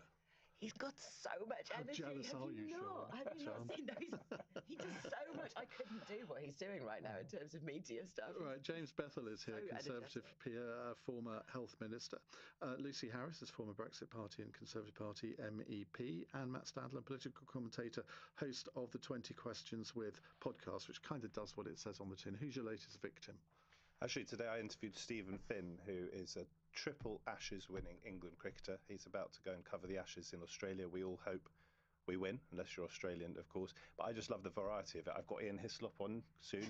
You won't be pleased to discover Lucy, Mary Beard, the classicists. Oh, she's brilliant. A lot of Conservatives as well.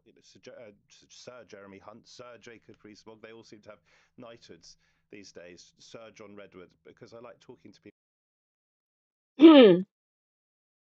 Do you know why they've got Sir? Do you know why they're in the other place? The Prime Minister gets to appoint them to the other place. That's democracy, obviously. So lots of them got made peers, peers for life. So they basically got a knight, they got a peerage, they go to the other place, so they review legislation that comes from the House of Commons, which is deeply undemocratic, and I fucking hate it. I would get rid of the other place for very obvious reasons.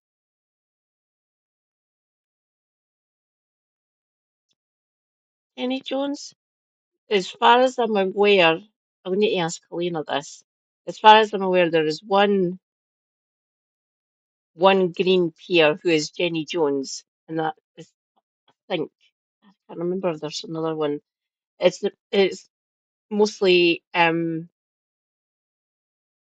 scum, so the Tories, Labour and Lib Dems, with a smattering of crossbenchers, basically people without a party people who weren't MPs but got appointed by Prime Minister of the day.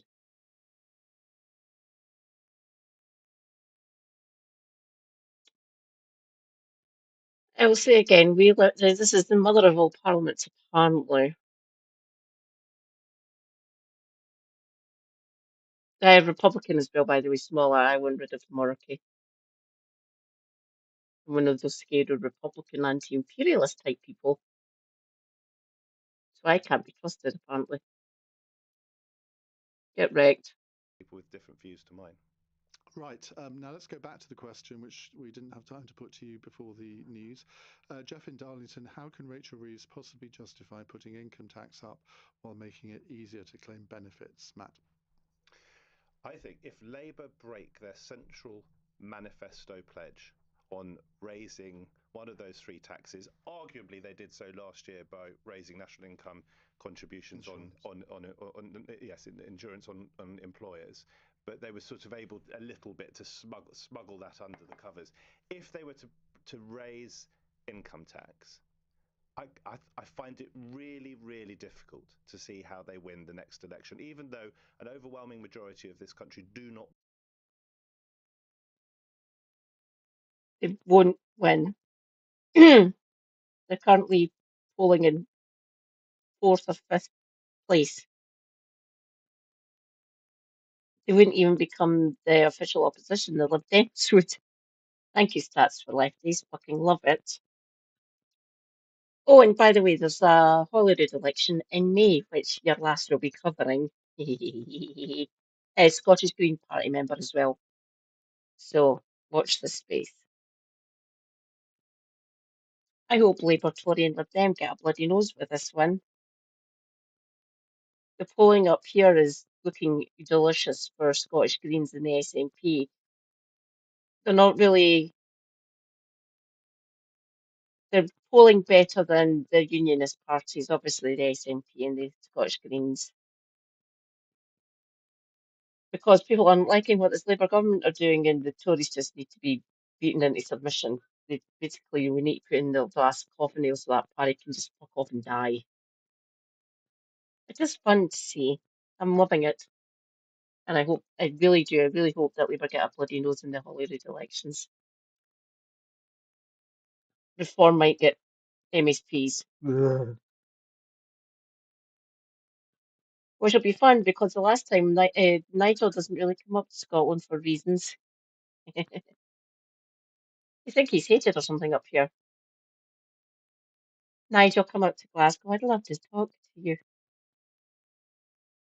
Want Nigel Farage to be our Prime Minister, I think Labour would make it very, I very don't. difficult for themselves. You just think back to the Lib Dems breaking that pledge on tuition fees. They were wiped out, weren't they, at the next election after that coalition government. I think this would be a breathtaking thing to do politically. From a policy point of view, it may well be the right thing.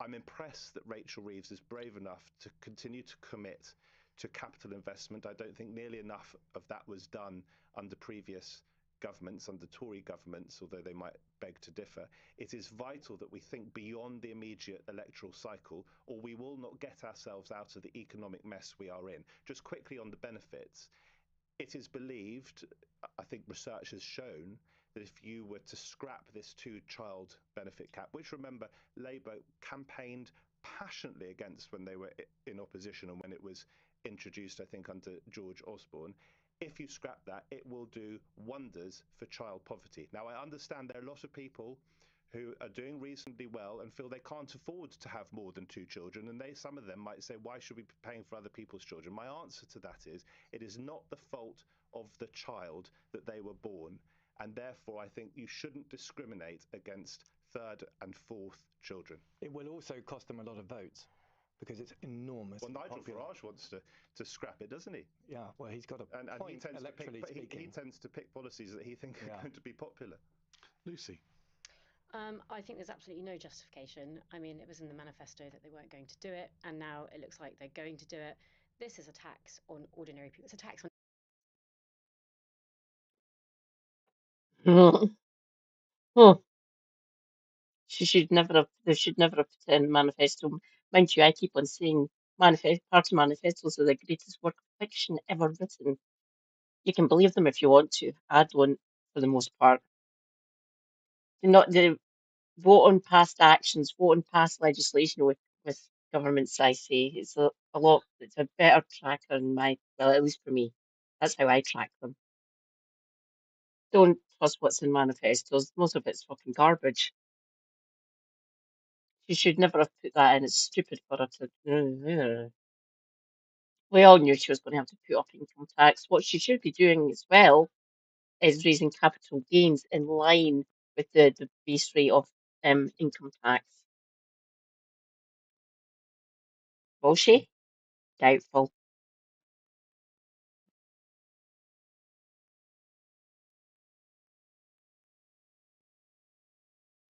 Bloody hell. It's up early. Super happy as a week. Everybody, but it's a tax on working people as well. It's a tax on people who have worked incredibly hard, have already had to endure a lot of taxation in their last budget. And I think, Sean, you indicated that it was, short-term health benefits, but actually the spending that we're currently at is going to be continuous. This is a long-term situation. And in the press conference that Rachel Reeves gave last week, she indicated that the taxation will always be there. It's always going to come back. She's always going to come back for more money. It isn't just this time round. She's going to keep doing it until the hole is filled, and it will never be filled because the spending will always increase. What if she doesn't put the basic rate up by 2p? Or maybe she does, but then she decreases national insurance, People under 50,000, which would affect pensioners, obviously. Or she freezes the bans for much longer, because she could say, well, I haven't actually raised the rate, but people will see through. Try and spin that. And what about the people who are earning over £50,000, who might not get the reduction in national insurance contribution? Are we? She needs to raise the bans. They did. The Tory government didn't. That's what we done. We raised the bans up a bit. So people were still in the same tax bracket, but the higher brackets got taxed more because they're earning more. She could do that and uplift the brackets a bit to keep working class people who earn below blah blah blah amount, whatever, so they don't pay the tax. They stay in the same band and don't get taxed next whatever she's going to do to put up income tax. She can raise the brackets, she can change the brackets the way they're cut off, potentially. Which should have been done fucking ages ago. Gordon Brown could have done it, but I'm sure the scum would have just brought them back down. Because remember that the Tories hate working class people. All of us need to be going into work, into the capitalist fucking machine. They're just called to them. So she could change but she could raise the brackets up to let the bands. We'll see. I am doubtful. And like I said, she could raise capital gains up.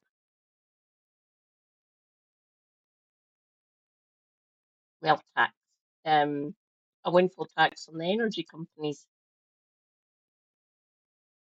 Things of that nature. Seriously saying that people on £50,000 are Hel- not working Helena's better people? at talking I about this cannot than I see am. how Labour can spin themselves out of So you'll Britain. get better. Keir Starmer said the other day. You'll get better coverage from Helena the closer we get to the budget, and basically just after the budget, you'll get a lot more better coverage of this, how it all breaks down and things of that nature. I will be talking about if she does anything to the benefits because that's the one I'm most intimately knowledgeable about. But for the economy side of it and taxation and things of that nature, no justice is better than me. I'm more biologically minded than fiscally minded. I think I read at the weekend that the definition of a working person is somebody who earns under 45,000 Yeah, but that's just a year. madness. And Well, it is madness. Just You're right. very briefly, if I may, there are some really important systemic things that we could be doing in this country, with this Labour government, with its majority. If it is going to lose the next election, do what is right. Shouldn't the triple lock be seriously looked into? Shouldn't council tax seriously be looked into? Just on that, we've got a call sort of vaguely related to that from Ben in Clacton. Ben, go ahead. Good evening, Ian and panel.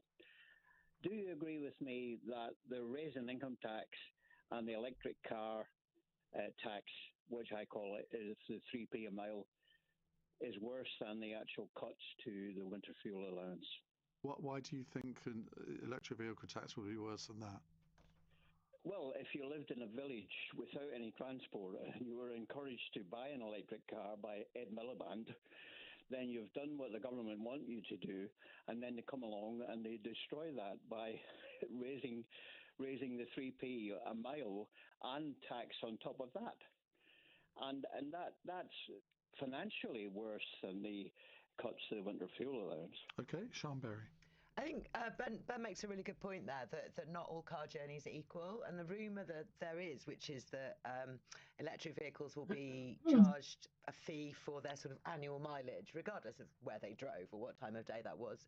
I've always argued for more sophisticated congestion charges than that, things that actually charge people for driving in the most congested areas, the areas with the highest air pollution, and basing the charge on whether or not they put out air pollution, which electric vehicles put out less, but not none, because they still have tyres, they still have brakes, but also on the time of day and that sort of thing, and the size and the there's a good campaign at the moment that follows up on my very early 4x4 campaign, wanting to increase charges on very big vehicles, ones that are heavy, ones that are tall, ones that hurt people more in terms of road danger. You want to tax me, that's what you say. I don't know how big or tall or it's a bigger heavy your car is, but it is size that counts. It would...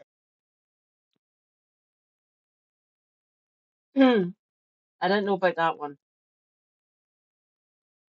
We're needing more electric vehicles. We need to stop using fossil fuels, essentially. We could be changing to renewables and just saying, fuck off, you're not getting a license. You're not plundering the earth for fossil fuels. That's what I'd be doing. I'm screaming into the void, do more fucking Tweedle.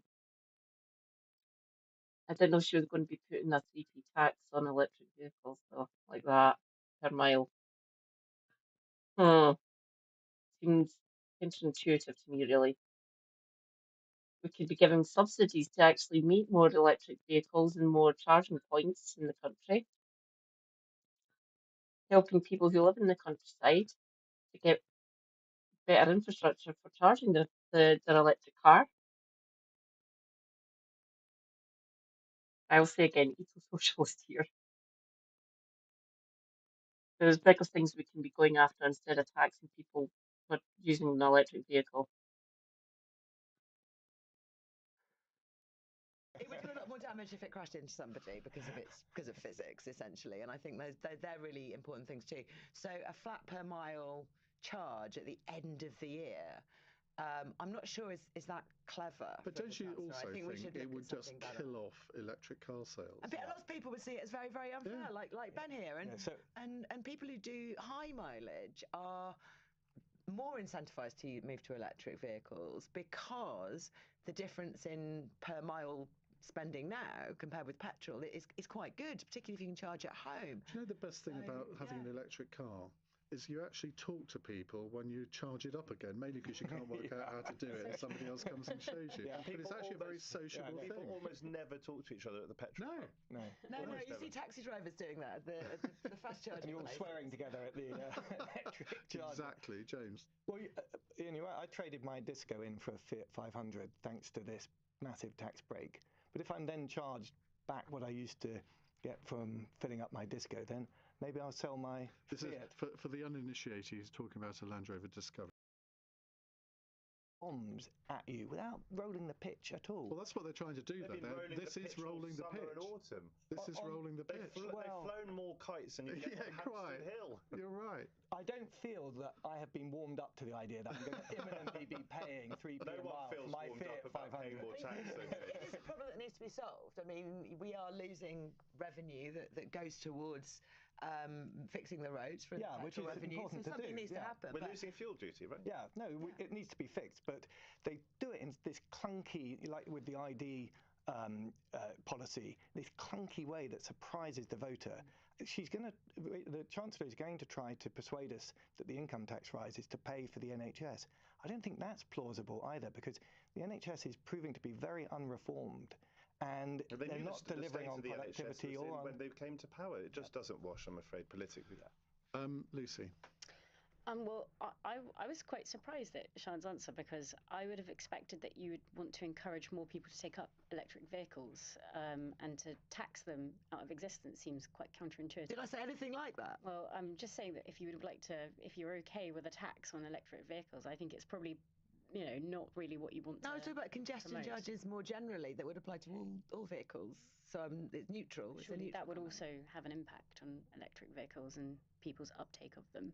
Why would they just not get a different kind of car? If it was a different charge, if it was the same charge per vehicle based on its weight, then it wouldn't be any different. Okay, well, I just, for me, I just don't understand why there has to be a tax at all. Why would we tax somebody that's already bought a car that they've got a tax break for, and then for it to get taxed again? It feels like very counterintuitive. It feels like people aren't going to listen to the government in the future if they are going to put out environmental policies like this. How do we get to fill the gap left by fuel duty decrease? We do need something, and currently public transport users pay through their fares, so something needs to be done, but it needs to be fair in my view. Okay. There seems to be a problem if we move. I'm supportive of green energy, but you can't pretend that what's real isn't real. And if there is a gap caused by a diminution of fuel duty, if we don't find a way to fill that, then public services presumably will take a hit. That's the point. When we come to this budget, all of us should remember. Most of us don't want to pay more tax, but all of us should remember that we probably want, unless we're super, super, super rich, we probably want better public services. And yes, of course, government should try to make them more efficient and improve them wherever they can be improved. But if we don't pay our taxes, then we don't get the public services. I thought that the main point was that the electric car experience has been pretty miserable, and if we have our tax break taken away from us, most of us will trade our electric cars back.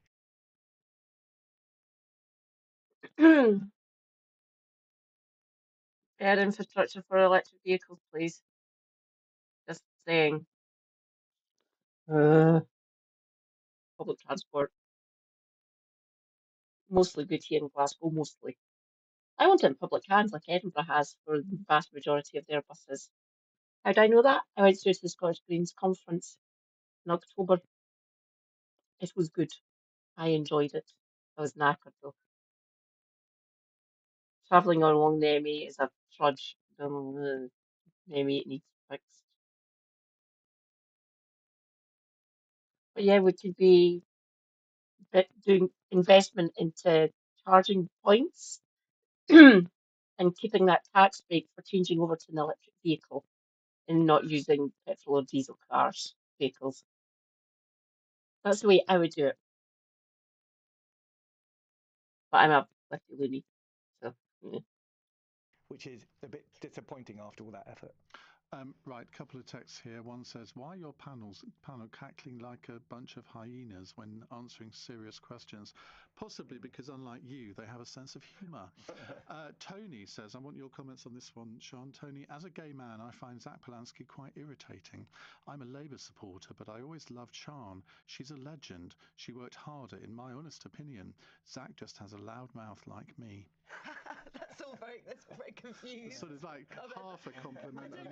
I don't like calling Zach irritating. I like the fact that you think I work hard. This is an interesting set of opinions you've got. Okay, right. We'll take more calls and questions in just a moment. 0345 6060973. It's 8:46. On the latest episode of The Newsagents. Is Donald Trump really responsible for bringing down the BBC Director General and the head of news? Or is there something much more murky going on? Only Maitland. Out been over the past few until it's your money. And Quilter can help. Because let's face it, there's probably going to be some crazy times ahead too. Money needs a plan.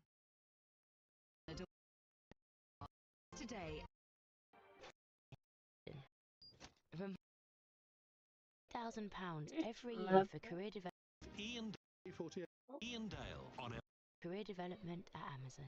There we go. Eligibility conditions apply. Cross Question with Ian Dale on LBC. Mm. Text 84850. 8:48, Sean Berry, James Bethel, Lucy Harris and Matt Stadlen with us taking your questions. Brian and Canvey Island. Any migrant who is sent back to France has managed to boomerang themselves straight back here again. Is Starmer's one in, one out scheme achieving anything towards stopping people crossing the Channel? Now, the Home Office says this person, the second one to have been deported to France under the scheme, but then crossed the Channel for a second time, will be deported back to France again as soon as possible. The first migrant to have done this has already been deported. James. It's really disappointing. I think that the trouble that the Tories had with the Home Office was immense. I was a Home Office minister briefly, and it was a real struggle to get anything done whatsoever. And our Labour opposition derided us at every single thing that we did and voted against every single measure. And they are, I feel, living with those consequences. Until they really grip the department and look at our international treaties and find space to... Yeah, I don't know enough. Returning here before the weekend's Remembrance Sunday. Or no.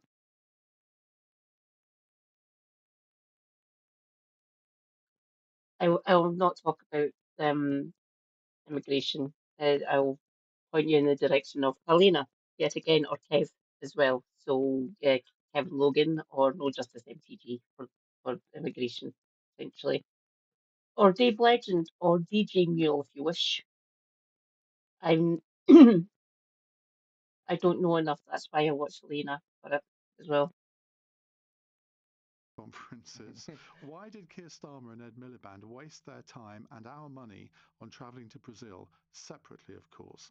Now, the COP30 summit officially opened today, but Keir Starmer made the visit to Brazil last week, returning here before the weekend's Remembrance Sunday commemorations. I watched Keir Starmer's speech. I watched the Prince of Wales' speech, and I did think to myself, really, was that worth it, actually going there? I don't know if you saw them, Sean? I don't think it was worth Keir Starmer going there simply to say he's not going to pay towards the Tropical Forests Fund, which is really, really important, actually, in terms of the tropical forest being the lungs of the world. These are absolutely crucial issues, and it really ought to be being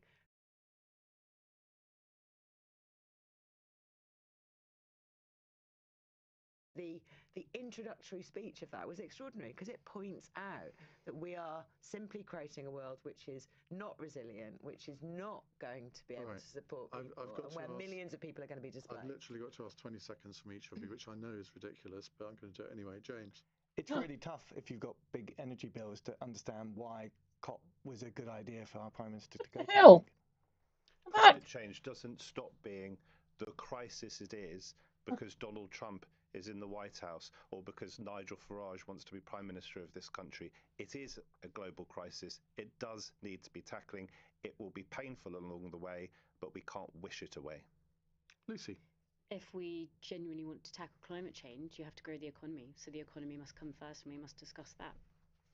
Right, our fun question from Stephen in Westbury. Items related to the Wizard of Oz are going up for auction, including the witch's hat and one of the pairs of the ruby slippers, which was made for the film. If you could have one prop from any film with money no object, what would it be? Sean. Working prop? TARDIS, definitely. Has Doctor Who ever been a film? Probably. James? The phone box out of Bill and Ted, in that case. I'm boyish. I'd like a lightsaber, and I'd like to sometimes rush around the House of Lords with my lightsaber. But that's just my secret fantasy, really. Oh dear. Matt. The football. Lightsaber. By the way, I used to do fencing in Kendo, so the my sort of kind of saber and foil.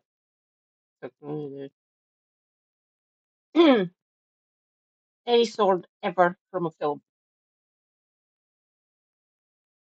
Okay, any of the swords from Lord of the Rings. Any of them. Or if I can't remember if there's a sword in the Hobbit. There probably. Oh yeah, there will be. Sword from the Hobbit. Any sword from any film ever made. Because I would be able to use it correctly. Obviously, I mean by mounting it on the wall as a decoration piece. From the greatest film ever made, Escape to Victory, a football kicked by film. Sylvester Stallone, Ooh. Bobby Moore, Pele, Michael Caine, someone I've interviewed. Get that football in my living room.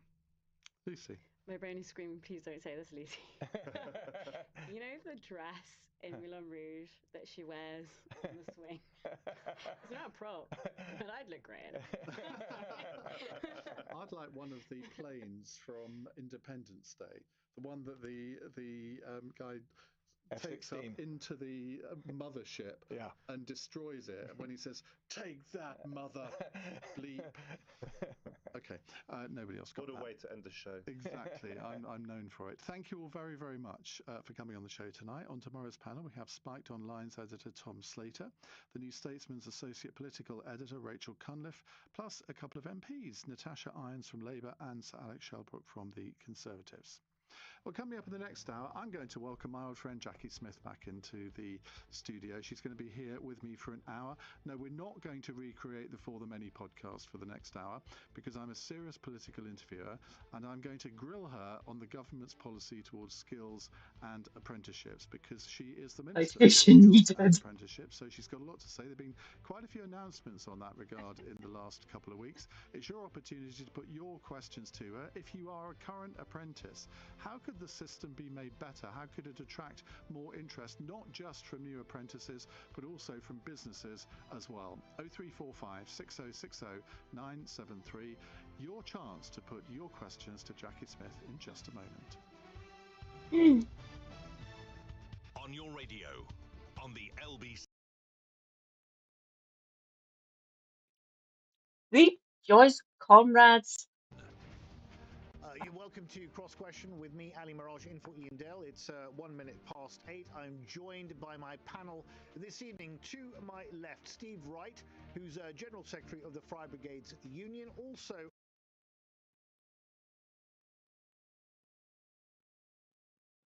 Oh, can you hear me?